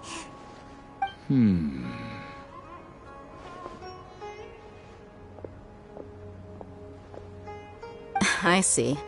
Guess you won't be needing a going-away party or anything. It's sad enough to see you go like this. Though, now that I think about it, Sumeru wouldn't be what it is today without you. Seems true heroes always prefer leaving quietly. By the way, should we go say bye to Nahita? Oh, good point. Then there's no need to bother her in the real world. Then, I guess this is goodbye for now, Traveler in Paimon. Whether as a client or a friend, you're always welcome to come find me.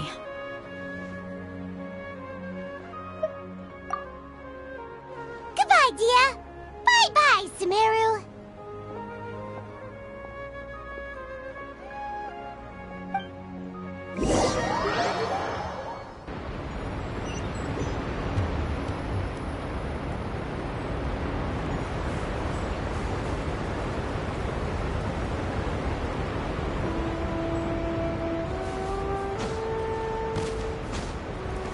Quit following me.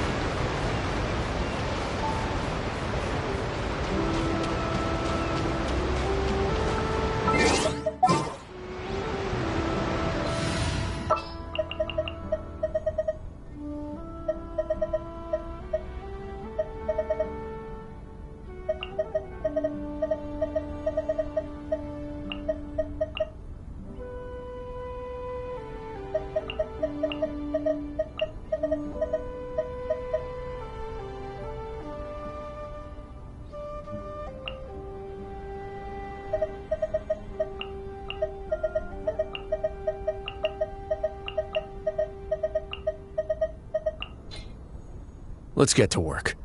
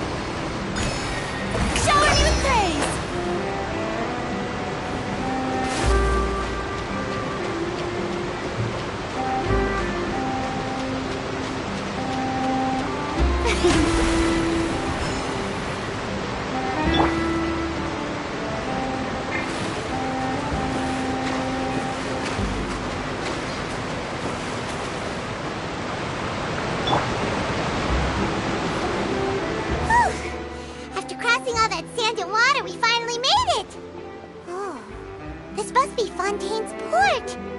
Wow! Everything looks so advanced in Fontaine. Paimon's heard that the industry here is extremely developed, and there are all kinds of unusual machines.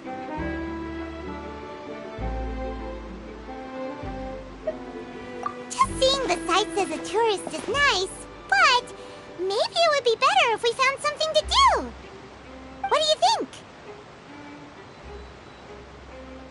Good idea! Nahida gave us loads of useful information.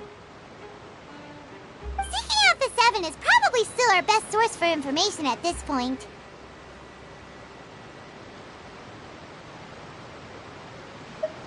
Yeah! The more we can learn, the better. So, what do you think the Hydro Archon's like? Will we get along? Nahida said that she has a very unique personality, whatever that means. To learn about a nation's god, start with the nation's people. There seems to be some locals talking over there. Let's go see if we can join the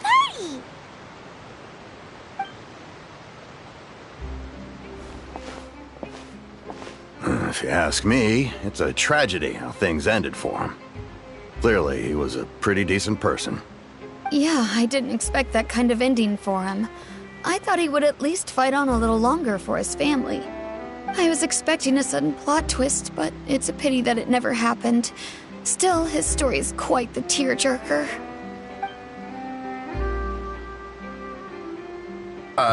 Excuse me. Can I help you two? I couldn't help but notice you standing here listening. Hi. We're travelers new to Fontaine, and we had something we wanted to ask, but you seem to be really busy talking about some kind of play, so we didn't want to interrupt. Play? Oh, no. We're talking about something that really happened. In fact, it's a case that was just heard a few days ago. Really? Like, a real trial? But the way you were talking about it and the words you used just now made it sound like some kind of story. Well, good tales are often based on true stories, aren't they? And what you see in reality may also be someone deliberately putting on an act while harboring ulterior motives. Whether something is true or not simply isn't that important. The main thing is whether the story being acted out on the stage is splendid enough. Oh, but it looks like you're not from around here. You probably don't know that the Fontaine Court of Justice is called the Opera Epiclese, or more commonly known as just the Opera House. But, shouldn't court cases be treated a little more seriously than that? Not to question Fontaine's way of doing things. It's just that putting someone on trial is usually a very serious thing. No worries. Other visitors to Fontaine have wondered the same thing. You could say that we just don't want to waste the moving stories behind those cases. And as for your worries about whether the cases are treated with due reverence, we have the absolutely just and honorable Chief Justice Neuvillette, as well as the Oratrice Mécanique d'Analyse Cardinal, a machine created by the Archon. Between the machine and the Chief Justice, false charges and injustice are a thing of the past now. Pure trees? Is it some kind of machine, too? Oh, Paimon's curious. We should check it out if we get the chance. Wait, Paimon almost forgot to ask you our question. Do you know what we should do if we want to meet the Hydro Archon? Oh, that's easy. Just go to the Opera House. Lady Farina practically lives there. You could definitely say it's her biggest passion. Huh. I think what they mean is that they wish to speak with the Archon personally. In that case, I'm afraid it's going to be a tad more difficult. You'll have to make an appointment well in advance, and it'll depend on whether or not she has any time slots available. Huh. Is the Hydro Archon super busy taking care of official stuff? Wait, didn't you say that she's always at the Opera House? No. Lady Farina seldom takes an interest with the nation's affairs. The reason it's difficult to make an appointment is simply because she's incredibly popular. That's right. After all, she is the Archon. Though she may tend to get a little dramatic from time to time, people can't get enough of her. Huh. First time Paimon's ever heard of an Archon being described that way before. Wait! Paimon gets now! The Hydro Archon is kinda like a big celebrity here, right? Yeah, I suppose you could say that. Perhaps you could even say our mascot. Hang on. This is still Fontaine's Archon you're talking about. You should show some more respect. Yes, you're right. I guess I should at least try to be a little more respectful in front of visitors. Otherwise, I might get arrested and find myself face to face with Monsieur Neuvillette. Come on. Sure, there's a lot of laws here, but nobody's going to be arrested for saying something disrespectful about the Hydro Archon. Alright, I think we get it. Thank you! At least we now know that we can find the Hydro Archon at the Opera House. But who knows how long making an appointment will take? Guess we could have a look around the city in the meantime. Hey! What are you looking over there for?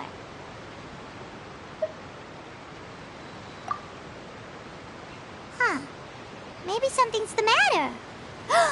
She isn't going to jump into the water, is she? Maybe we better go check on her.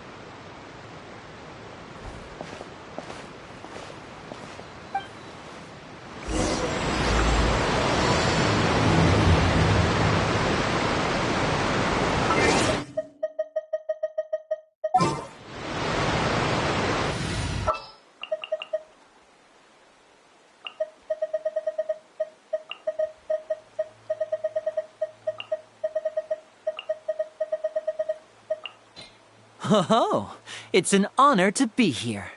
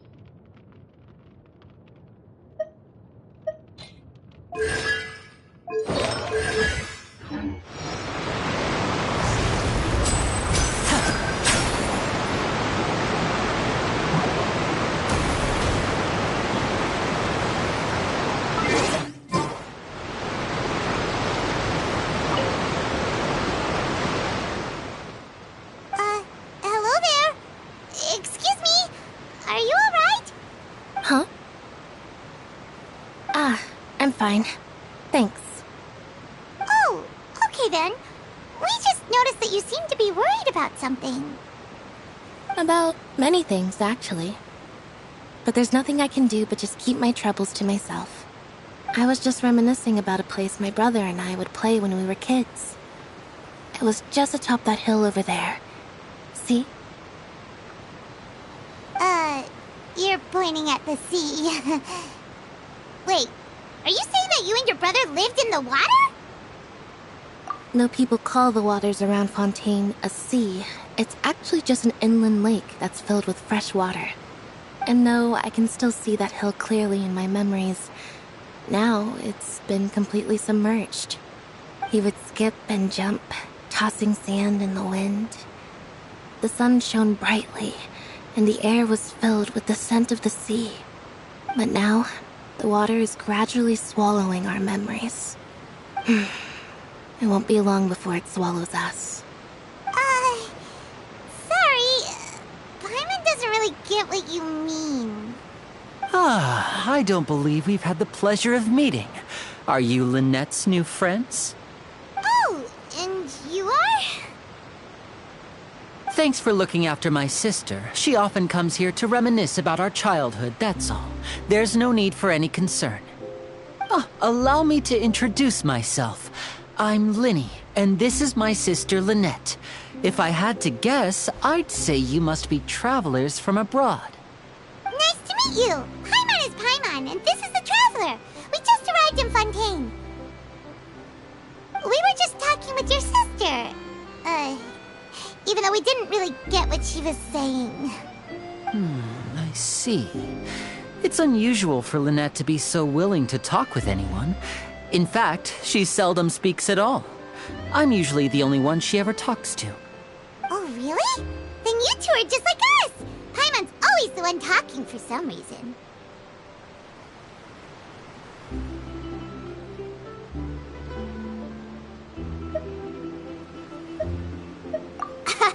So that's how you think it is? I also think my brother can be too talkative at times. Seems you were right, Paimon. We are quite similar. So, what did Lynette mean just now when she said that the water is engulfing your memories, and that it won't be long before it engulfs you too? Oh, that. It's from a prophecy that's been circulating in Fontaine for some time now. Well, I suppose prophecy isn't exactly the right word, because that implies a certain amount of uncertainty. There's no doubt about what's happening in Fontaine now. Where to begin?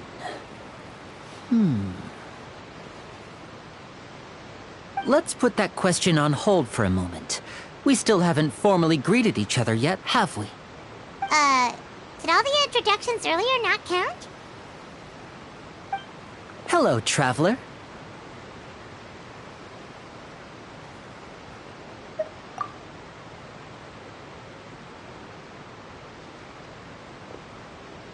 And hello, Paimon. Hey! Why didn't Paimon get a handshake? You're not poking fun at Paimon, are you? Please, don't take offense. Just consider it a sort of etiquette we have here in Fontaine when making new friends. You should remember it. It might prove useful. Oh, all right then. Well, Paimon's just happy to have a local friend now. By the way, we were just getting ready to go to the Opera House to meet the Hydro Archon. Would you be able to show us the way?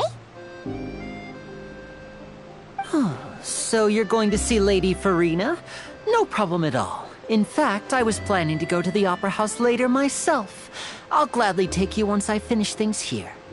Please, follow me.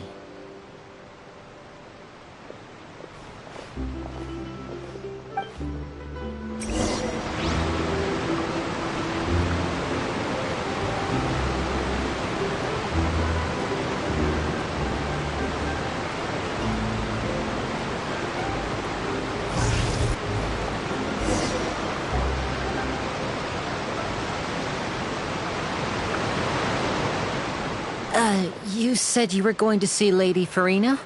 Well, it seems Lady Farina has come to see you.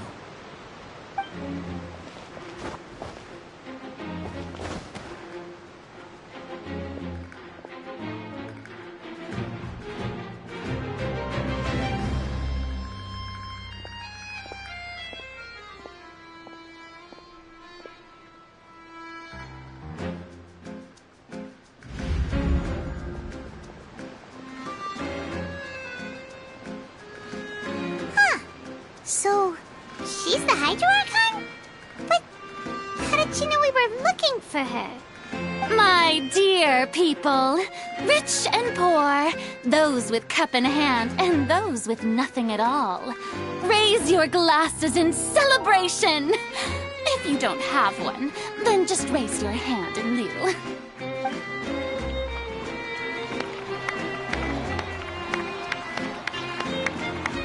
As you can all see, 2 unfamiliar travelers have arrived in our nation. Come, let us make a toast in honor of this traveler and her companion who have journeyed here from distant lands.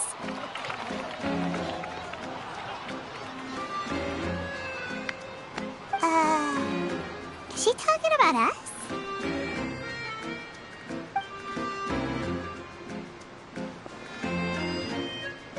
I've long heard of the turmoil and chaos you left in your wake as you visited other nations.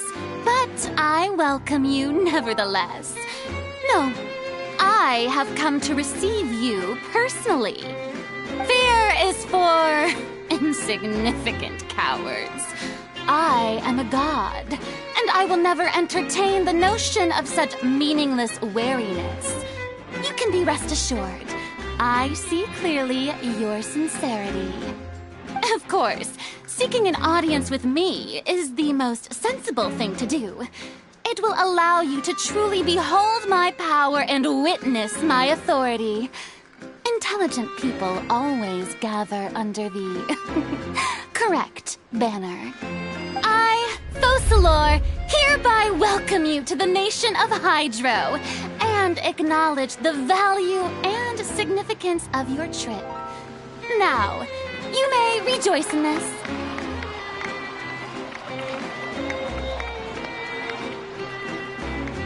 Yeah, Paimon still can't believe it. Feels like we've only been here for a few minutes. But the Hydro Archon's entrance was, how should Paimon describe it? A little over the top? Miss Hydro Archon? How did you know we were coming? I see. As Outlanders, you inevitably lack even some of the most basic understanding. Don't forget that even the gods can be divided into the mediocre and the excellent. I suppose it's only natural for you to be awestruck by my abilities. You had best stop and consider. Do you really have the noble qualities and etiquette necessary to communicate with a god? All it takes is a flick of my finger for me to know everything about you. Whoa, talk about sounding high and mighty. Oh? What's with these looks? Perhaps the welcoming ceremony still isn't enough? What else should I say then? Is she waiting for us to start talking? Wow, I didn't expect to see Lady Farina here. What a surprise! Wait, does this mean they're the legendary blonde traveler? How did I not notice before? Hey, what's all the commotion? Oh, is that Lady Farina? Is there some kind of drama going on? Of course. That's the blonde traveler. The one all those stories are about. Lady Farina came here to personally see her. Oh, I bet this is going to be the duel of the century. Ooh, I've got to see this. I knew Lady Farina would never disappoint. Yes, but don't get too excited now. My dear believers and spectators alike tend to get quite rowdy, and despite the noise, I've come to tolerate all their ruckus. You may consider this my reward to all of you. I have determined that there will be an epic duel between myself and this traveler from another land, just as you were hoping to see. Now she wants to fight? Aren't we getting a little ahead of ourselves?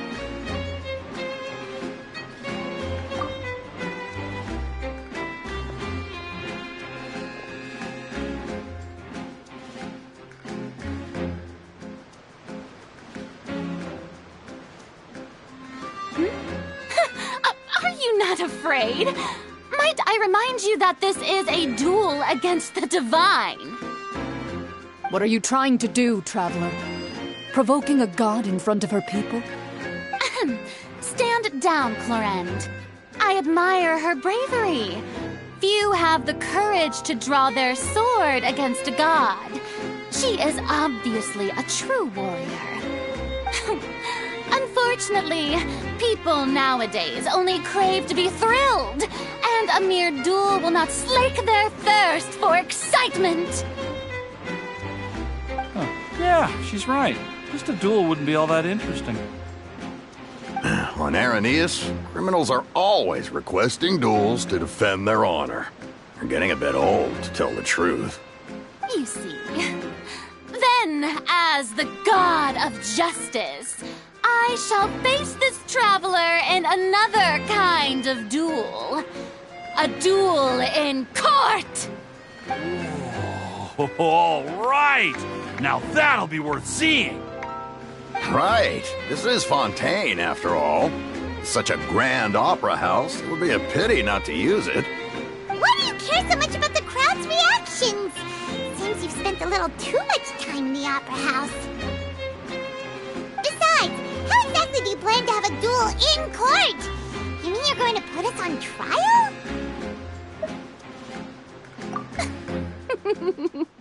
Oh, we have reason to put you on trial. It's obvious, isn't it? According to Fontaine law, no one is permitted to release any flying objects within Fontaine city limits during the first 3 days of each month. You are clearly guilty of violating this law, no? Oh, so that's what they've done wrong. You call that obvious? What kind of law is that? Wait, flying object? You mean Paimon? Precisely! Now, if you two have no objections, then in the name of the Hydro Archon, I order your arrest. My apologies, Lady Farina. I don't mean to spoil the fun. But if you would allow me to interject, I don't think that Paimon here meets the definition of a flying object. You tell her, Linny! Finally someone who's not crazy. How could anyone call Paimon a flying object? Ah, great magician Linny, my beloved citizen. I'll permit you to object, but how exactly do you plan to prove your claim? As a magician who just rained on your parade, I naturally should shoulder the responsibility of saving the show. So, with such an audience gathered here, allow me to perform a trick for everyone.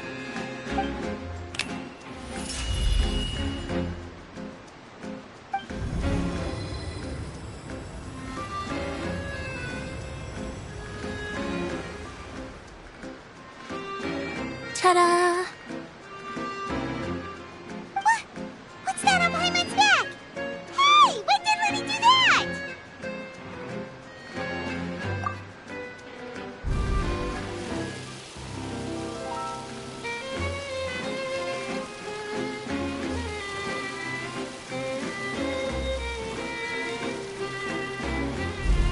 There.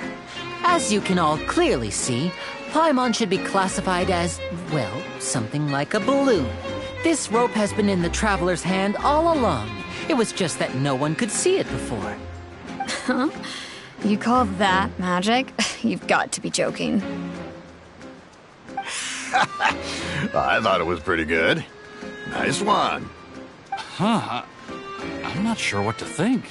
It seems Lady Farina's charges no longer hold water.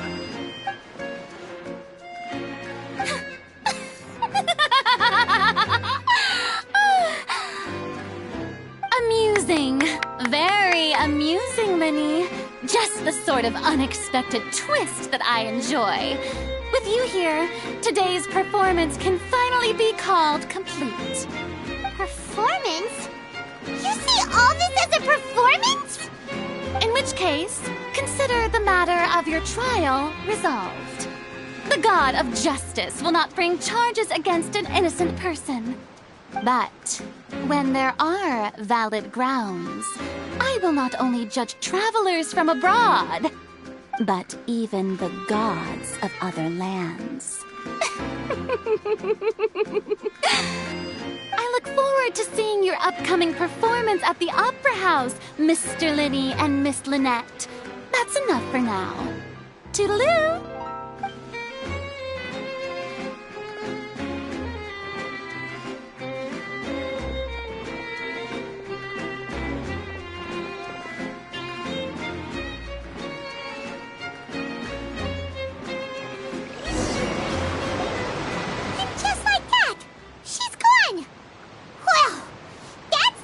Unpredictable Archon Paimon's ever seen. You never even had a chance to ask her anything.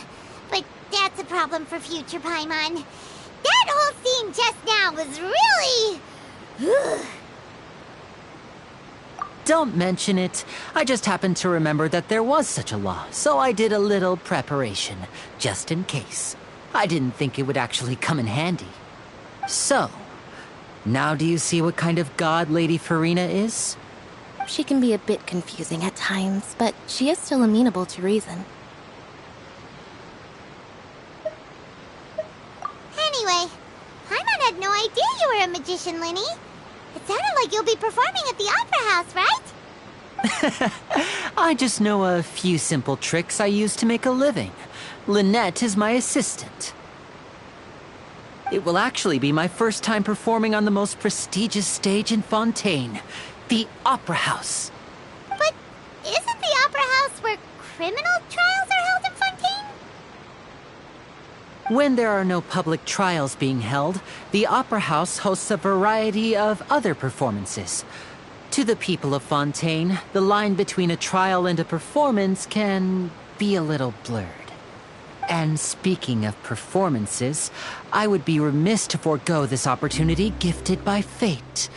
Might I invite the two of you to see my performance? My brother's always excited to make new friends. Oh, sure. We don't really have anything to do now, and we wanted to go to the Opera House anyway. Splendid. In that case, why don't we go together? I'll show you the way. I just have something to take care of first. Oh, you really mean it? Then I'll take you up on your offer. This is a magical item known as a magic pocket. Perhaps you can help me distribute them to the people here. Huh? What are they going to use it for? About that... You asked me before about the prophecy, right? Let me start by telling you a little more about what it entails. I'm not sure exactly when it began, but a prophecy has been circulating around Fontaine. It says that every person in Fontaine is born with sin. No matter how the nation of justice holds trial after trial, this sin cannot be absolved. Until one day, the water levels in Fontaine will rise, and the sinful people will slowly be drowned. In the end, the people will all be dissolved into the waters, and only the Hydro Archon will remain, weeping on her throne. Only then will the sins of the people of Fontaine be washed away. That sounds pretty gloomy. Why are people in Fontaine born with sin? What is that supposed to mean?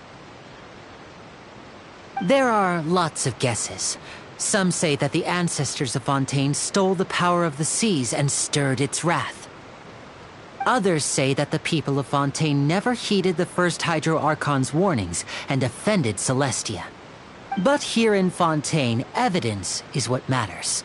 There hasn't been concrete evidence for any of these claims, so they can only be regarded as conjecture.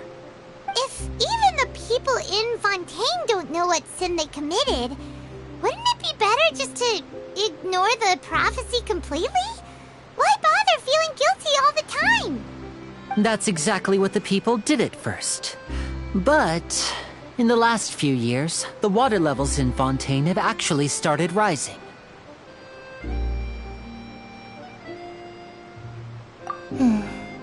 Many places have already been completely submerged, and now lie beneath the sea. Many people carry on with their lives as before and shrug it off as a natural phenomenon. But my family and I think that the people of Fontaine shouldn't ignore the possibility, which would end up sentencing them to death.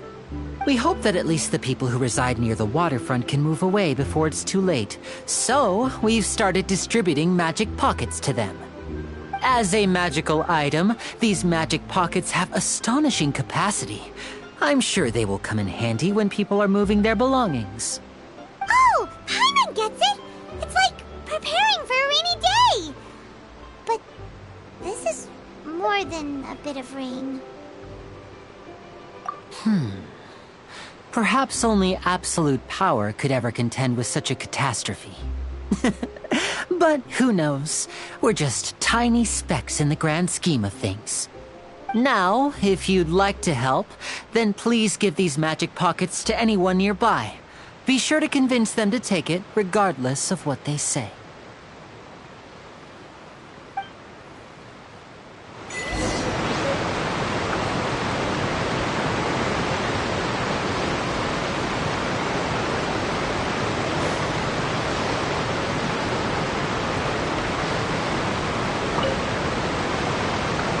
So you're the blonde traveler that everyone's been talking about.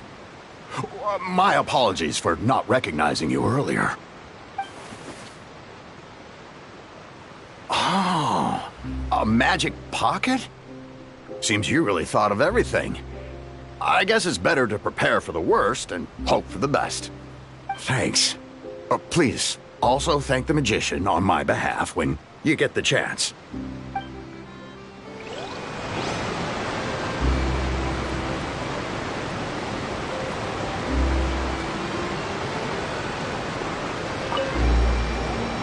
What's this? So you also believe in the prophecy. Keep it. I won't have any use for it. What? You mean you don't believe in the prophecy? No, I believe in the prophecy. But I also believe in another story. The story says that people once lived in the ocean. They were one with the ocean and couldn't live apart from it.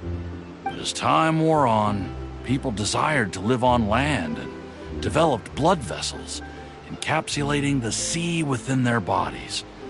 Thus could people set foot on land. So, if you ask me, when the water rises and takes us all, it'll be like we're going home. Oh, we hadn't heard that one before. But people can't live underwater. They'll die. You should probably still take it.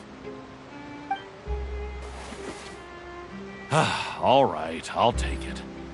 I guess I just feel that being dissolved into the water doesn't necessarily mean death.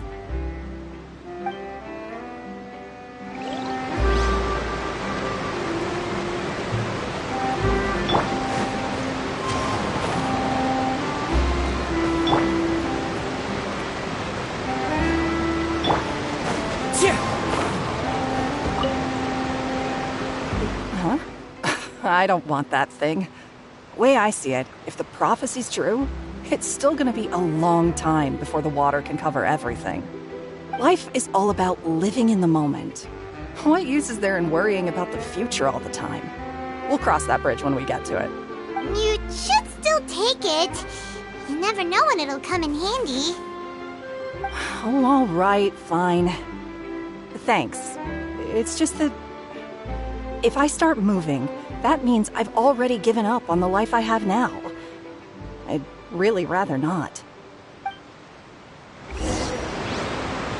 Time to go.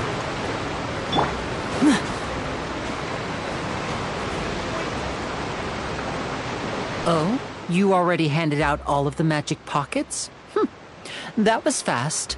So, what did people have to say? I bet you heard some, interesting opinions. Yes, but that will change once disaster strikes. I know they'll change their minds, so it's only right to help them prepare. Is there anything else you need to do before we leave? Yes, one last thing. I have the magic pockets made by a workshop in the court of Fontaine. Since we're out and about, I was thinking about bringing him some more materials. So, you want to collect materials? Just tell us what the materials look like and we'll help. Many hands make light work. Oh, that would be much appreciated. We'll need some Romaritime flowers. I remember seeing them near the waterfront on the east side of the harbor.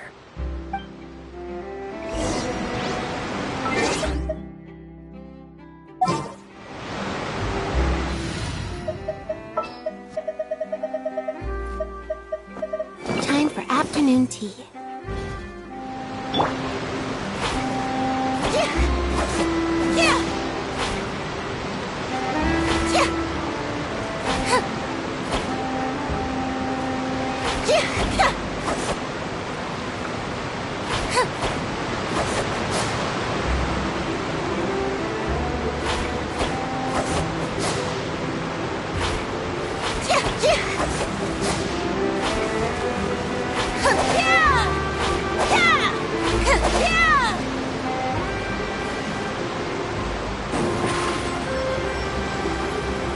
Over here!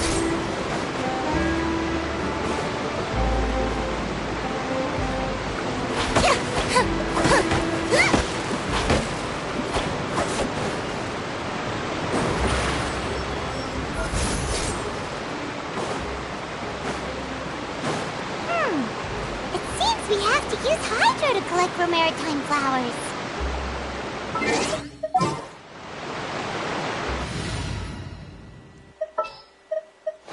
We'll need a strategy.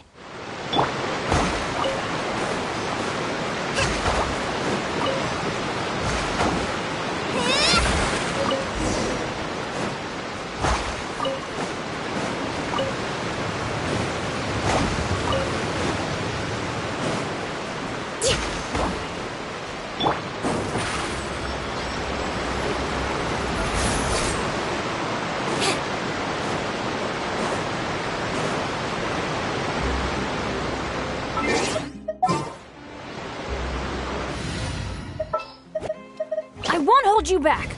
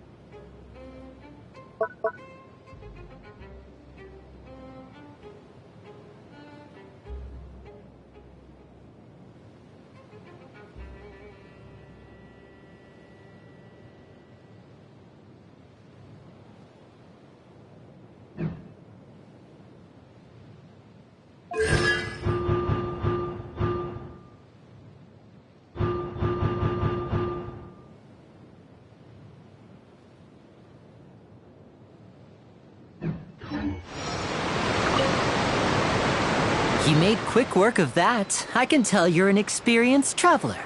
I've also finished collecting a few here. Maybe next time you'll feel like helping too, Lynette. No way. I'm in power-saving mode today. Otherwise, I fear I may not have any energy left for the performance at the Opera House. Fine. Though the performance is still a long way off. Now that we're finished here, we should get ready to head back to the Court of Fontaine. So, we're going to the Court of Fontaine before we head to the Opera House? Good. Paimon wants wants a tour of Fontaine's largest city and try...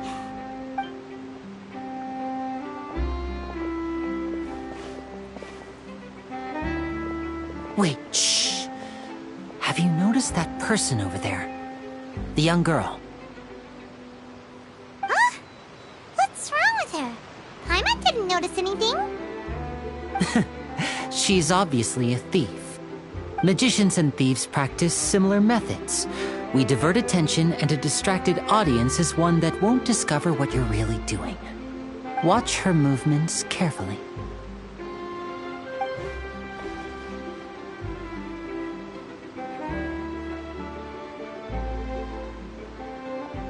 Oh, he's right! Shh, keep your voice down. We need to think of a way to catch her, but it seems she's very alert.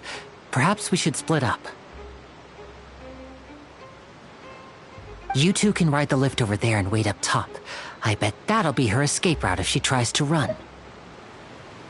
All right, let's go.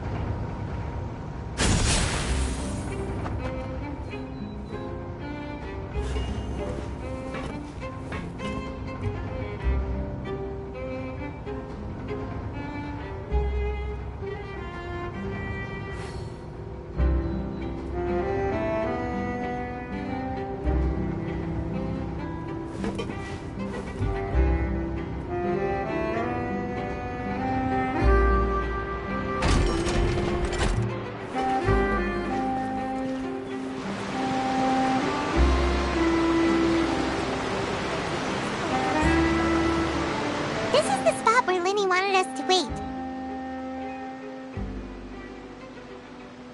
Oh, look! Isn't that her?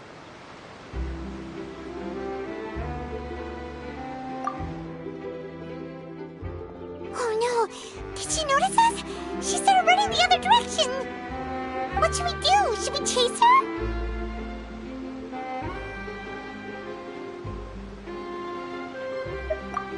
You're right. She might also be trying to lure us away.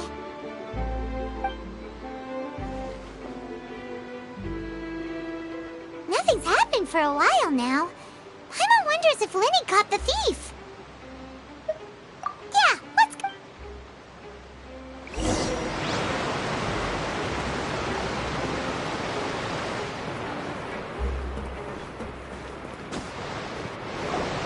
Are you sure that's all she took?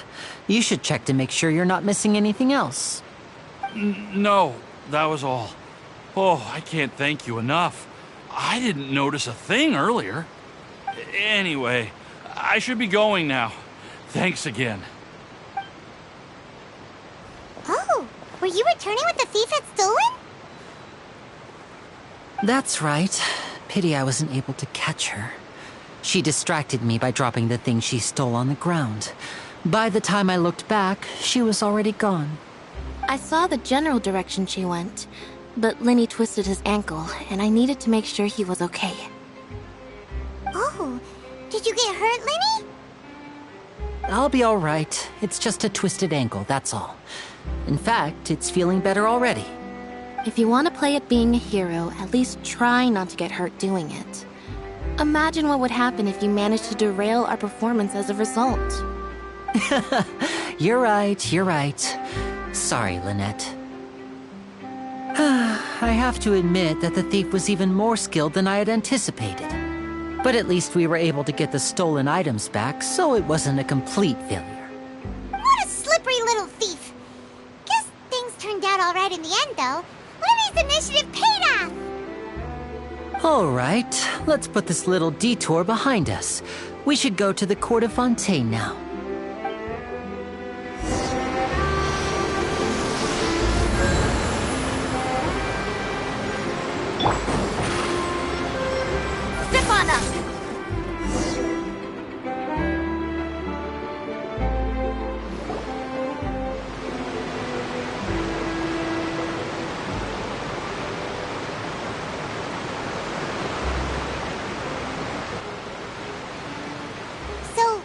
ride this thing to go into the city? What an ingenious way to get around! People in Fontaine really know how to use water! This is an aqua bus. It allows people to travel between several key locations around Fontaine. It's pretty convenient, but the ride can become a little dull after a while. The scenery is always the same. That's why it's better to travel with friends. So you mean it's still boring even when I'm riding with you? No, that's not what I meant. It's just that, well, you don't really talk that much. Besides, it doesn't really feel like a real trip when it's just the two of us. It's the same as being at home. Whatever. Guess that's what it's like to be an older brother. It's about time for us to leave. Let's get on board.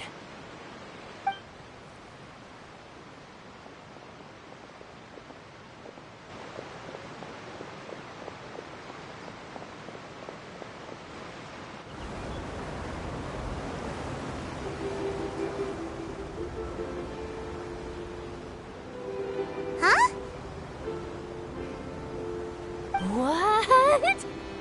Traveler! Paimon! Charlotte! Oh, I never guessed I'd bump into you while riding the aquabus. In the story of my life, this is big news. What are you doing in Fontaine? I didn't hear anything about you paying us a visit. Yeah, it's quite the coincidence. But as travelers, we're always on the move. It's not surprising that nobody knew we were coming. Though we still have no idea how the Hydro Archon knew about us. Oh, let Paimon introduce you to our new friends! Oh, no need for introductions, Paimon. I would recognize the great magician Linny and his assistant Lynette anywhere. I wouldn't be much of a reporter if I didn't know who they were. It's a pleasure to meet you. I'm Charlotte, a reporter for the Steambird. Nice to meet you. From the Steambird, huh? We've often relied on your paper to promote our performances. It's an honor to meet you. Now that everyone knows each other, Fontaine suddenly doesn't feel like such an unfamiliar place. So, what have you been up to lately, Charlotte? Any big news? Not too much. When there isn't any breaking news, I mainly cover the trials at the Opera House. You can still manage to keep readers' attention as long as you tell things from a clever enough angle, even if it's the same old topics. For example, reporting on how a scammer once deceived vulnerable girls into relationships, or how a financial criminal was once so poor that they ate a single piece of bread for 5 days.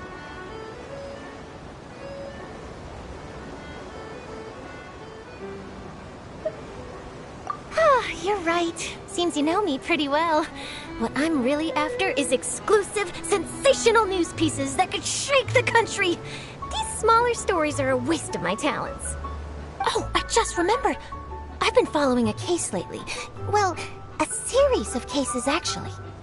You mean the serial disappearances of young women case? That's right. These stories are the talk of the town right now, and it's probably the most mysterious case we've ever seen. If I'm the first with a draft ready to publish when the case is finally cracked, and it's the headline story in the Steambird, oh, when that happens, I bet all the other reporters will shed tears of envy. I've already gathered all kinds of materials. I just can't wait for the truth to be revealed. So, what is the serial disappearances of young women case? You mean the culprit hasn't been found? That's right. The first missing girl case happened almost 20 years ago. And ever since, after a period of time, another girl disappears.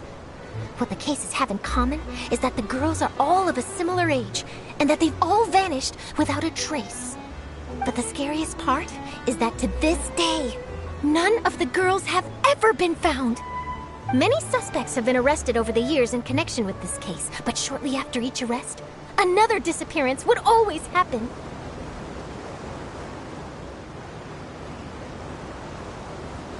Yes, it's possible. But either way, I believe that every case has some precise truth behind it, waiting to be exposed. Yes, I agree. And at the very least, the family of those missing girls deserves some sort of explanation. I just imagined for a second what I would do if Lynette were to suddenly disappear. I'd pay any price to get her back, and then find a way to track down the culprit. Please don't imagine that, Lenny.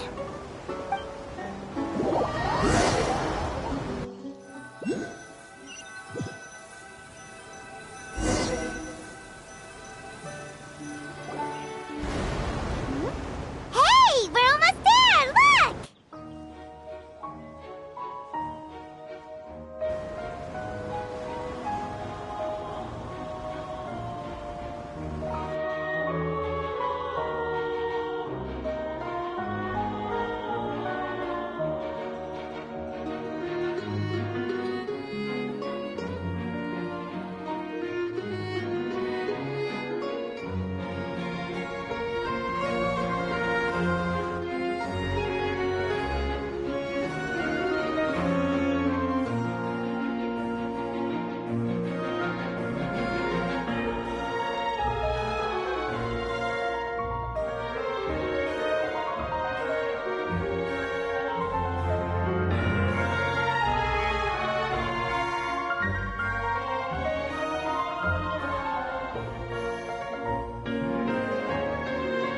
Well, I really enjoyed chatting with you. Life should be full of pleasant little surprises like this. Yeah, us as well. The ride went by too quickly. I have an interview to get to. I should get going before I'm late. Okay, Paimon hopes we can chat again soon, Charlotte. See ya! Bye now. Oh, be sure to stop by and see me at the Steambird when you have time. What a tough job. Always running around and interviewing everyone. Well, where should we go now? If you don't mind, how about we stop by my home first? Besides, I still have all the materials we collected. Sure, we wouldn't mind at all. This city is so huge, Paimon wouldn't know where to start anyway.